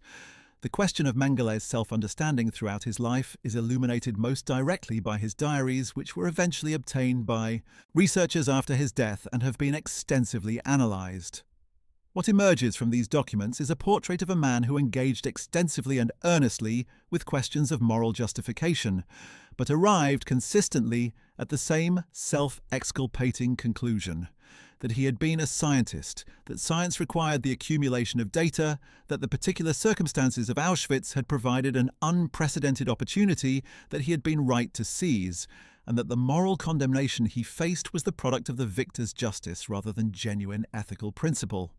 He wrote about the racial theories that had underpinned his work with continuing conviction, apparently undisturbed by the catastrophic practical consequences of those theories or the fact that they had been repudiated by the international scientific community. He was, in this sense, a man without the capacity for genuine self-examination, though he engaged in extensive self-description. There are also moments in the diaries where a different Mengele briefly appears, a lonelier, more fearful man who missed his family, resented his confinement, feared for his safety, and experienced what sounds very much like existential despair. He wrote about aging with acute self-consciousness, noting with evident distress the physical signs of his advancing years, the greying hair, the declining energy, the various ailments that accumulated as he moved through his 60s. He was afraid of dying anonymously, without recognition, in South American obscurity. He had always been a man who craved recognition, who wanted his scientific work to be acknowledged and valued, and the prospect of dying as a forgotten fugitive was, in its particular way, a torment. His relationship with his son Rolf was the one emotional attachment that appears to have run deepest in his final years.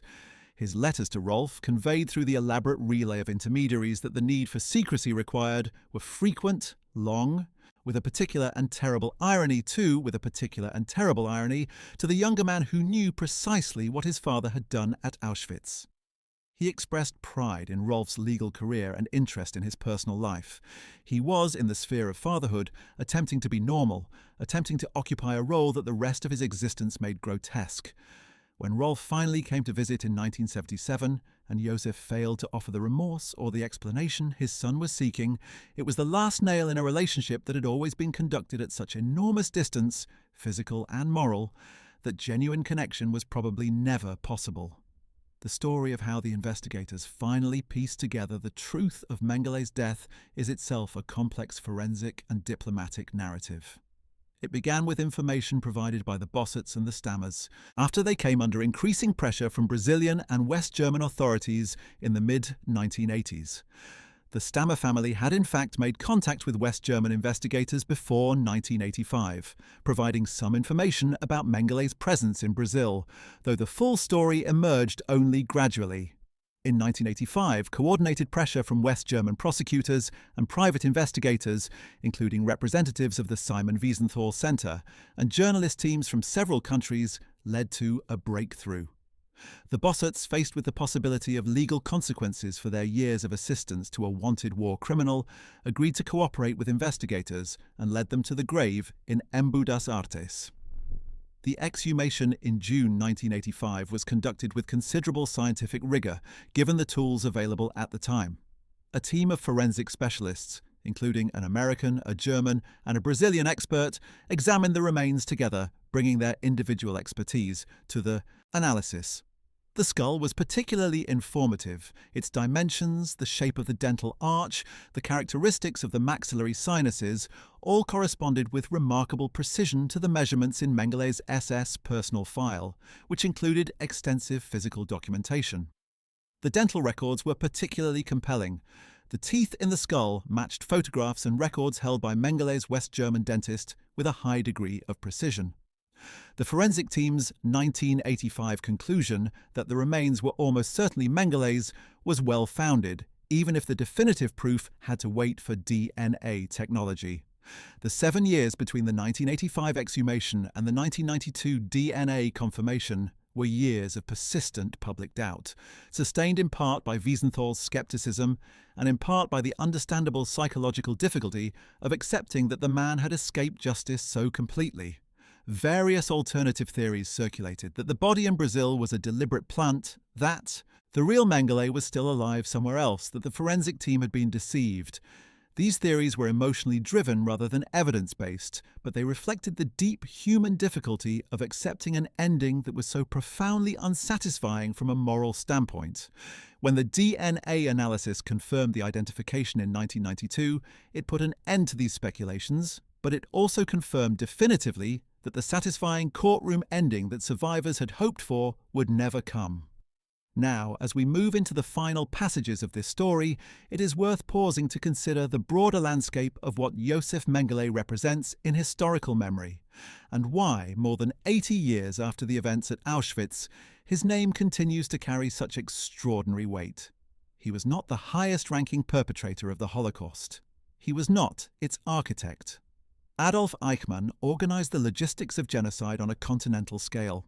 Heinrich Himmler conceived and commanded the SS, apparatus that carried it out. Adolf Hitler ordered it all. Mengele, in the hierarchy of Nazi criminality, was a mid-level perpetrator, a camp doctor who served for less than 2 years in one facility. Why then does his name resonate so deeply and with such particular horror? The answer lies in the specific nature of his crimes and the symbolic weight they carry. Mengele's horror was not bureaucratic and administrative like Eichmann's, but immediate, physical, and intensely personal. He was present. He stood at the ramp and looked each arriving victim in the face. He spoke to the children he was about to send to the gas chambers. He touched the twins he was about to experiment on. He was there with his gloved hands and his opera tunes and his charming smile, making the machinery of murder intimate and personal in a way that the bureaucratic perpetrators were not. He is also haunting because of his education and intelligence. He was not an ignorant thug. He was not a man who could plausibly claim not to have known better. He had 2 doctoral degrees. He had trained as a physician. He had taken a Hippocratic oath. The distance between who he was trained to be and what he chose to become is so vast that it seems to require explanation. And the explanation, when examined honestly, is terrifying in its ordinariness. He believed. He simply believed. The town of Günzburg, Mengele's birthplace, has grappled for decades with how to handle its association with him. For many years after the war, the town effectively refused to acknowledge its most infamous son. There was no public memorial, no educational program, no official reckoning. The Carl Mengele and Sons factory, still operating and still a major local employer, meant that the family retained economic power and social influence that made official condemnation complicated. It was only in the 1990s, following the DNA confirmation and increasing pressure from historians and journalists, that Günzburg began to engage more honestly with this chapter of its history. A small commemorative plaque was eventually placed in the town, and the local school system incorporated education about Mengele into its curriculum. These were modest steps, and critics argued they were insufficient, but they represented movement in the right direction. The Mengele family itself has maintained a public silence on the subject that has occasionally been broken by significant revelations. Rolf Mengele's interview, published in a German magazine in 1985 after the discovery of the grave, provided the first detailed account of Josef's life in Brazil, from someone who had actually known him in those years. Rolf described his father as someone who remained utterly convinced of his own correctness, who did not regard himself as a criminal, and who was bitter about the persecution he had faced. Rolf himself stated that he did not excuse his father's actions, but tried to understand the context that had produced them. His statement, careful and controlled, revealed a man trying to maintain his own moral integrity while confronting the reality of what his father had been.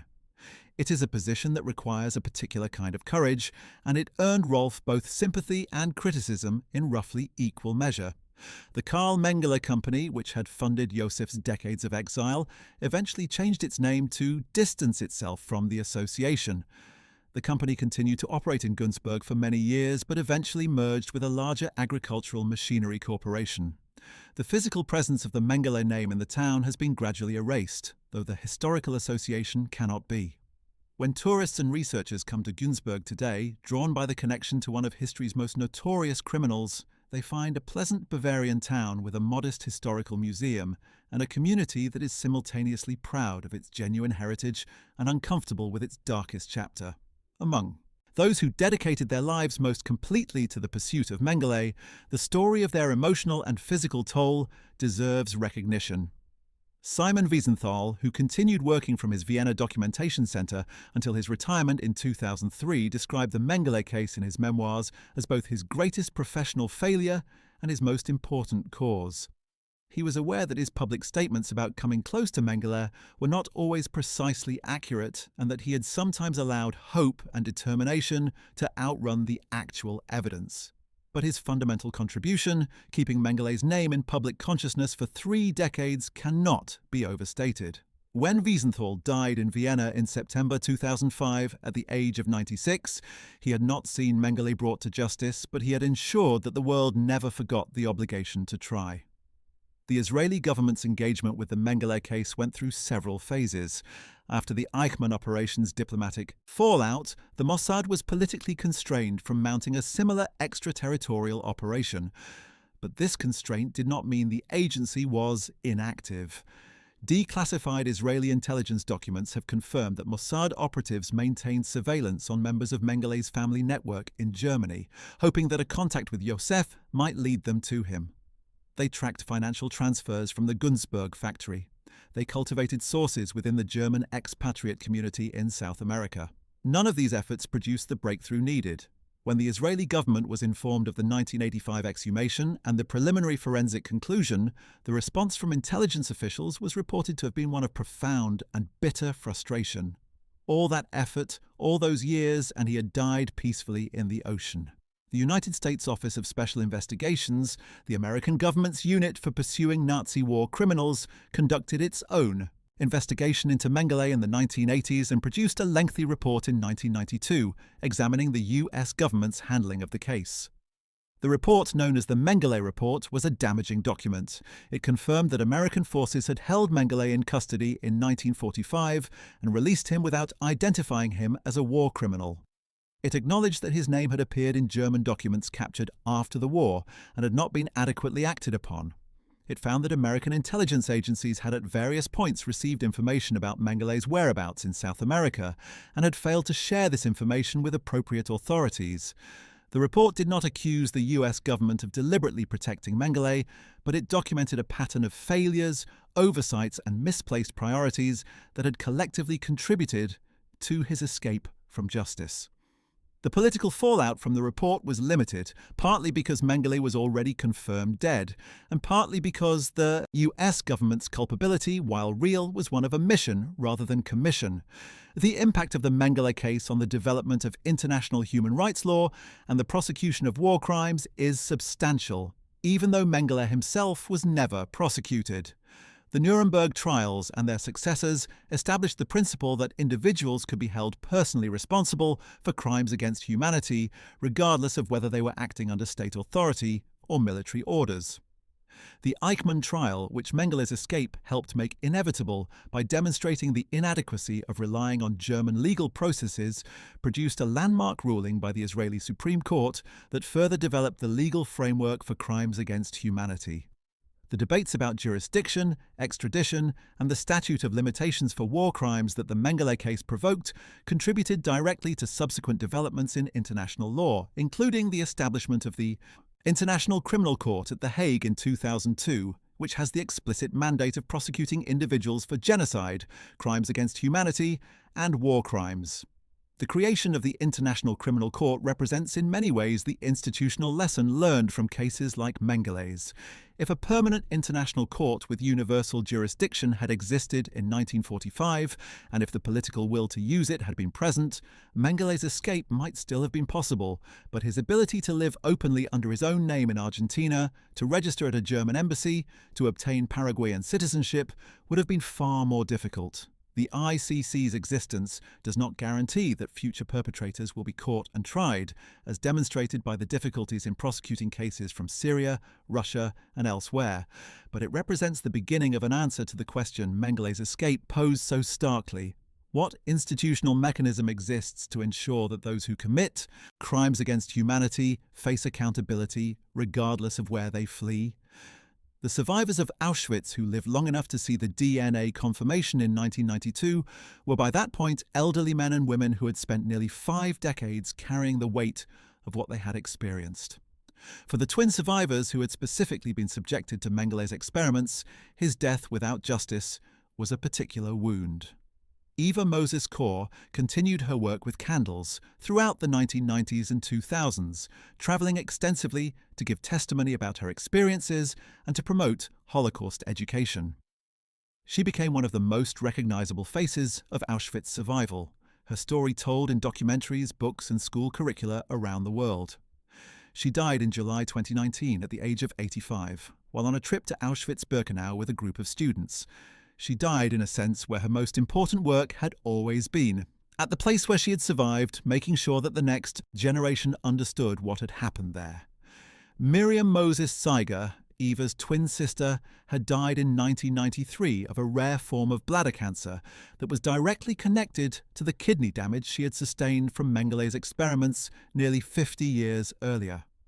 Miriam's death from injuries inflicted at Auschwitz, long after liberation, is a reminder that the harm Mengele caused did not end when the camp was liberated. It continued in the bodies and minds of survivors for the rest of their lives. Some twin survivors developed chronic health problems traceable to specific experimental interventions. Others experienced psychological trauma so severe that it affected not only their own lives but those of their children and grandchildren, through the intergenerational transmission of trauma that has since been extensively documented in research on Holocaust survivors and their descendants. The Oitz family, the group of 7 Jewish dwarfs from Romania who survived Mengele's attentions for 9 months at Auschwitz, ultimately made their way to Israel after liberation. They reconstituted their performing troupe and continued to work as entertainers in Israel for many years, a remarkable act of resilience. The last surviving member of the 7 dwarfs who had arrived at Auschwitz together, Perla Oitz, died in Israel in 2001 at the age of 80, having outlived both Mengele and many of those who had hunted him. In her final years, she gave a series of extended interviews to a journalist and historian named Yehuda Koren, who co-authored a book about the family titled Giants, the Dwarfs of Auschwitz. Perla was unflinching in her description of what had been done to the family and in her assessment of Mengele. She said that he had treated them as curiosities, as specimens, as things rather than people. She said that the memory of being looked at in that way, as something to be examined and measured and catalogued rather than as a human being worthy of basic dignity, never left her. She said it was worse in some ways than the experiments themselves. The experimental data that Mengele collected during his time at Auschwitz was largely destroyed or scattered in the chaos of the camp's evacuation. The specimens he sent to von Verschuer at the Kaiser Wilhelm Institute were similarly lost or destroyed, partly by deliberate action and partly by the fortunes of war. What survived were fragments, some files, some photographs, some autopsy reports prepared by Niesli. These fragments have been studied by researchers seeking to understand both what Mengele actually did and how he conceptualized and organized his research. What they reveal is work that was, even by the standards of the time and setting aside all ethical considerations, scientifically poor. The experimental designs were inadequate, the record-keeping was inconsistent, the analytical framework was distorted by ideological preconceptions. Mengele was not, despite his imposing academic credentials, a skilled researcher. He was a man who had access to unlimited human subjects and no ethical constraints, and he used this access not to produce meaningful science, but to pursue a series of questions that were themselves based on the false premises of racial biology.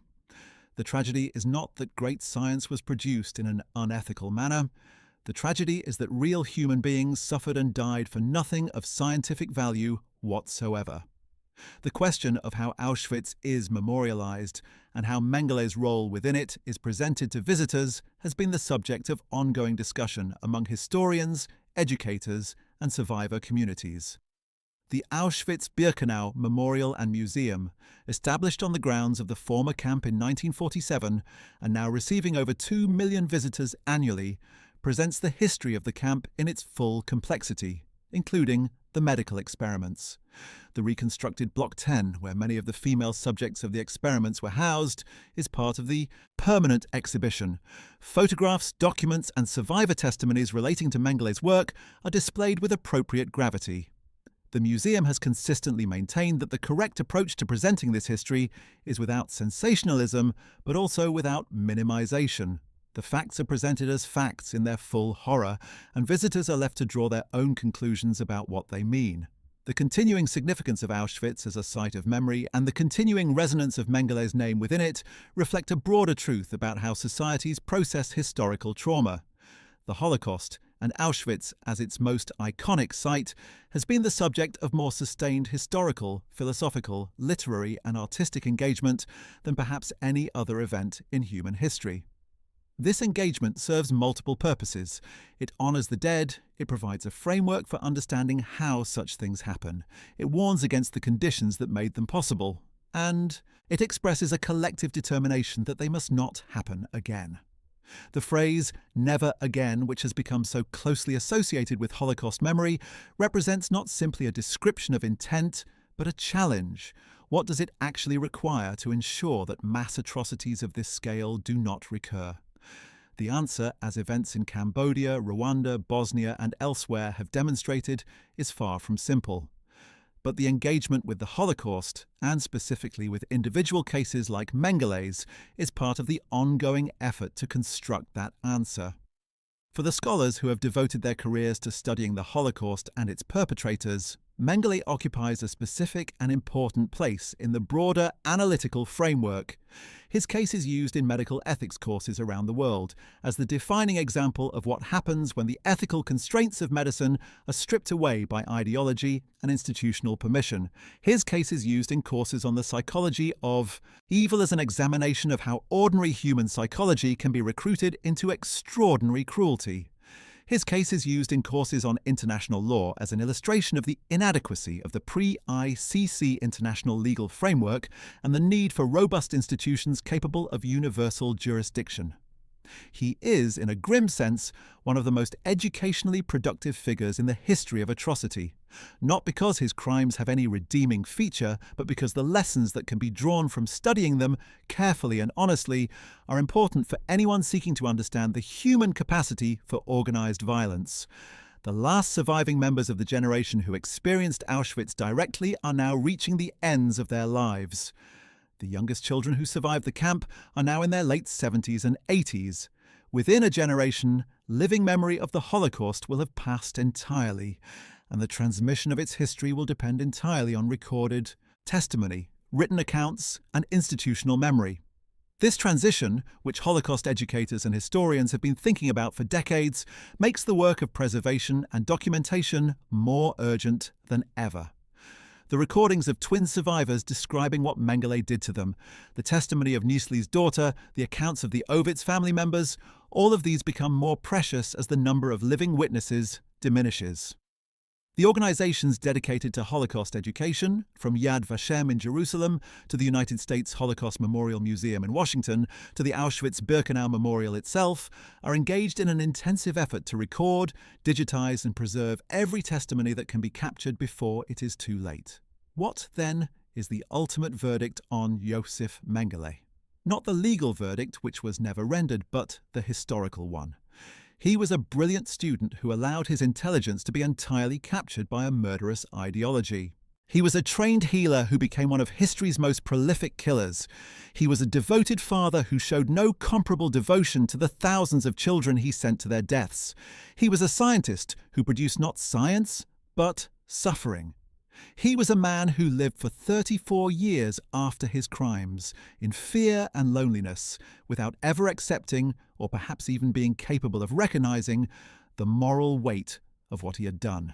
He died in the ocean, in the warm Brazilian winter, of a stroke, without having seen justice, without having offered remorse, without having been made to stand before his victims and be seen and named and judged. This was not the ending that justice required. It was simply the ending that happened. But if the ending of Mengele's own story was morally unsatisfying, the longer story that his case set in motion is more complex. The pursuit of him shaped the development of Nazi hunting as a practice and a moral commitment. The debates his escape provoked contributed to the development of international criminal law. The testimony of his victims and the work of scholars examining his case have produced an extraordinarily detailed body of knowledge about medical ethics, perpetrator psychology, and the mechanisms of genocide. The survivors who built their lives around bearing witness to what he had done gave to the world something that no courtroom conviction could have provided: a human account of what it meant to be subjected to power so total and so indifferent to human worth that it seemed from the inside like the abolition of the very concept of a person. The town of Bertioga, on the coast of São Paulo state, where Mengele drowned on February 7, 1979, is today a popular tourist destination, known for its beaches and water sports. There is no monument to mark the spot where he died, and no reason why there should be. The beach is simply a beach. The ocean is simply the ocean. But somewhere in that warm water, the life of Josef Mengele ended, and with it the life of a man who had decided, freely and with full knowledge of what he was doing, to devote his considerable gifts to the service of evil. He was found not in a courtroom, but in the sand, after the water had given him back. He was buried under a false name, in a grave that held him for 6 years before the world learned the truth. He left behind diaries full of self-justification, a family shattered by shame and silence, and thousands of survivors who bore in their bodies and their minds the permanent marks of what he had done. The case of Josef Mengele also sheds light on an aspect of Nazi history that is sometimes overlooked: the extraordinary efficiency of the post-war cover-up and the extraordinary failures of those who should have prevented it. That a man responsible for crimes on this scale could walk out of American custody in 1945, live for 4 years in Bavaria, escape to Argentina in 1949, obtain Paraguayan citizenship in 1959, live in Brazil from 1961 until his death in 1979, and never face a single day in court, represents a failure of international justice so profound that it demands explanation. The explanation is not simple. It involves the chaos of the immediate post-war period, the overwhelming scale of the task facing Allied judicial authorities, the priorities of the Cold War, the inadequacy of international legal mechanisms, the complicity of South American governments, the loyalty of the SS Veterans Network, and the decisive financial support of his own family. Each of these factors contributed. None of them, individually or together, fully excuses what happened. There is also the matter of what one might call the hierarchy of urgency in post-war Nazi hunting. In the immediate aftermath of the war, the Allied powers rightly focused on the most senior surviving Nazi leaders, those who bore the highest level responsibility for planning and ordering the war and the genocide. The Nuremberg trials were an extraordinary achievement, bringing 24 of the most senior surviving Nazis to justice in an internationally recognized forum and establishing the legal principle of individual accountability for crimes against humanity. But the resources and attention devoted to the senior trials were not matched by comparable effort directed at mid-level perpetrators like Mengele, even those whose individual crimes were as heinous as his. By the time the international community had processed the immediate post-war trials and turned its attention to figures like Mengele, he was already in South America, and the political momentum for aggressive pursuit had dissipated. The Frankfurt Auschwitz trial of 1963 to 1965, which represented the most significant West German effort to hold camp perpetrators accountable, did achieve genuine justice for some, but it also illustrated the limitations of what national judicial systems could accomplish against fugitives protected by foreign governments. The 22 defendants who were tried had all remained in Germany or been apprehended there. Mengele, who had escaped Germany, was beyond the reach of German courts in any practical sense. The indictment that was issued against him in absentia was a legal document with no practical enforcement mechanism. It sat in a Frankfurt court file while Mengele gardened in Brazil. The legacy of the Mengele case in the field of forensic science is also noteworthy. The 1985 and 1992 forensic investigations of his remains represented important milestones in the development of forensic identification techniques. The 1985 investigation was among the most comprehensive forensic examinations conducted on human remains up to that point, using the full range of methods then available: dental records, skeletal measurements, radiographic comparison, and expert assessment of facial bone structure. The 1992 DNA analysis was one of the early high-profile applications of DNA identification technology to a historical forensic case, demonstrating the potential of the technique in a way that attracted enormous media and scientific attention. The methods developed and refined in connection with the Mengele investigation have since been applied to many other cases involving the identification of unidentified remains from war crimes and atrocities. The question of how Mengele's story should be taught to young people is one that educators have grappled with since the post-war period.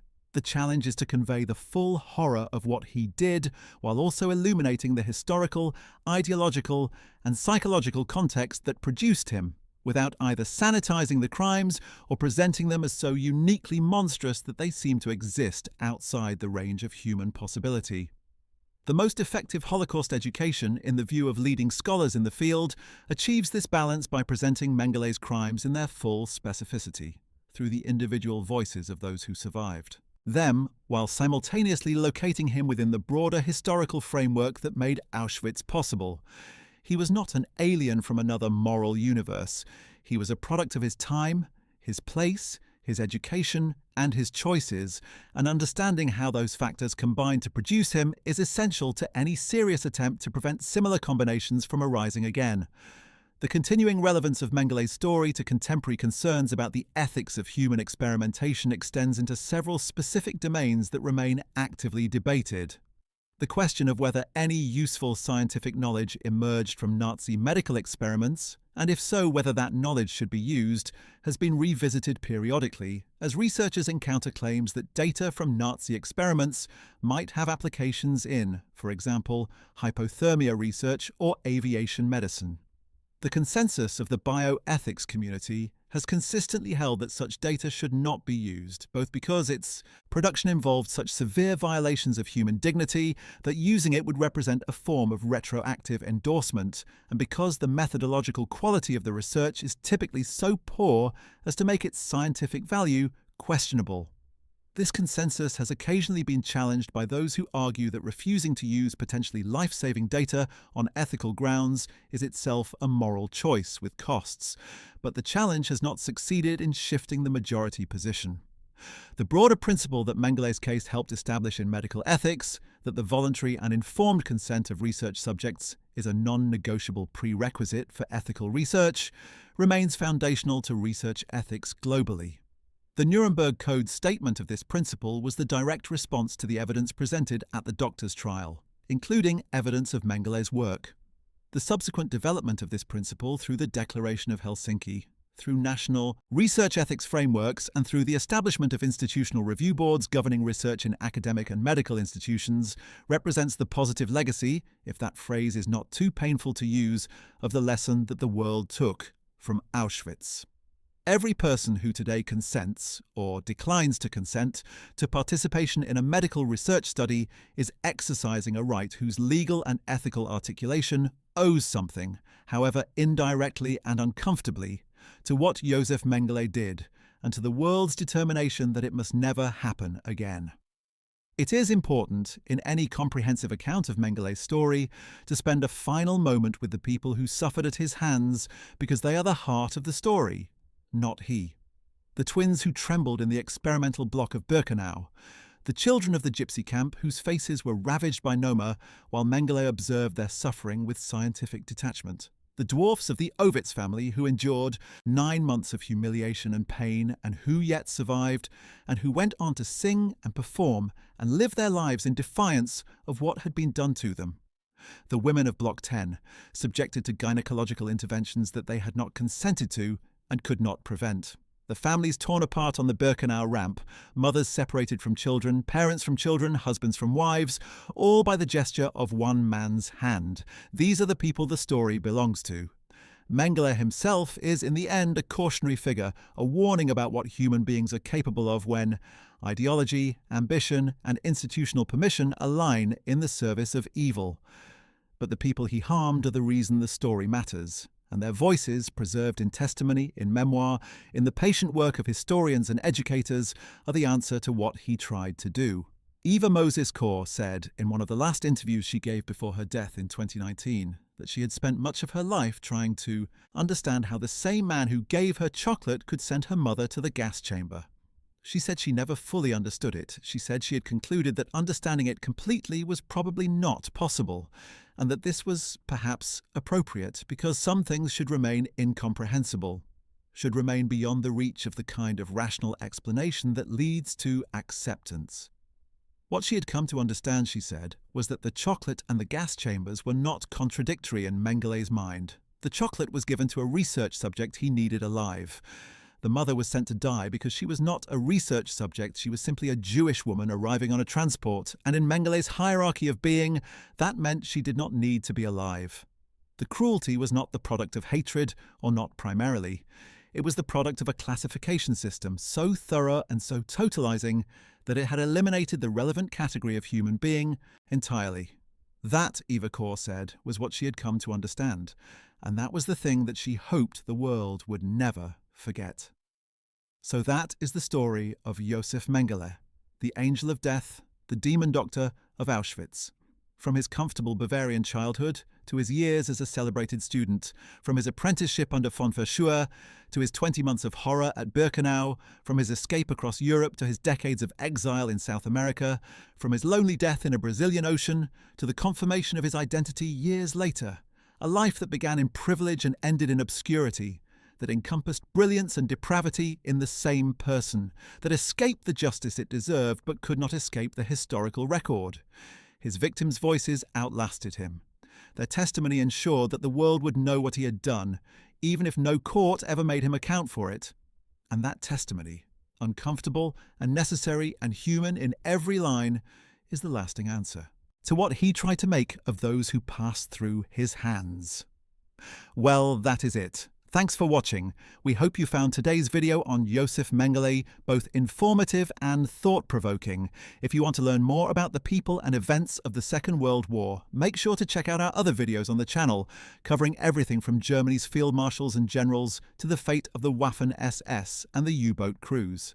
Don't forget to like this video if you found it valuable, subscribe to the channel and hit the notification bell so you never miss our next video. We'll see you in the next one.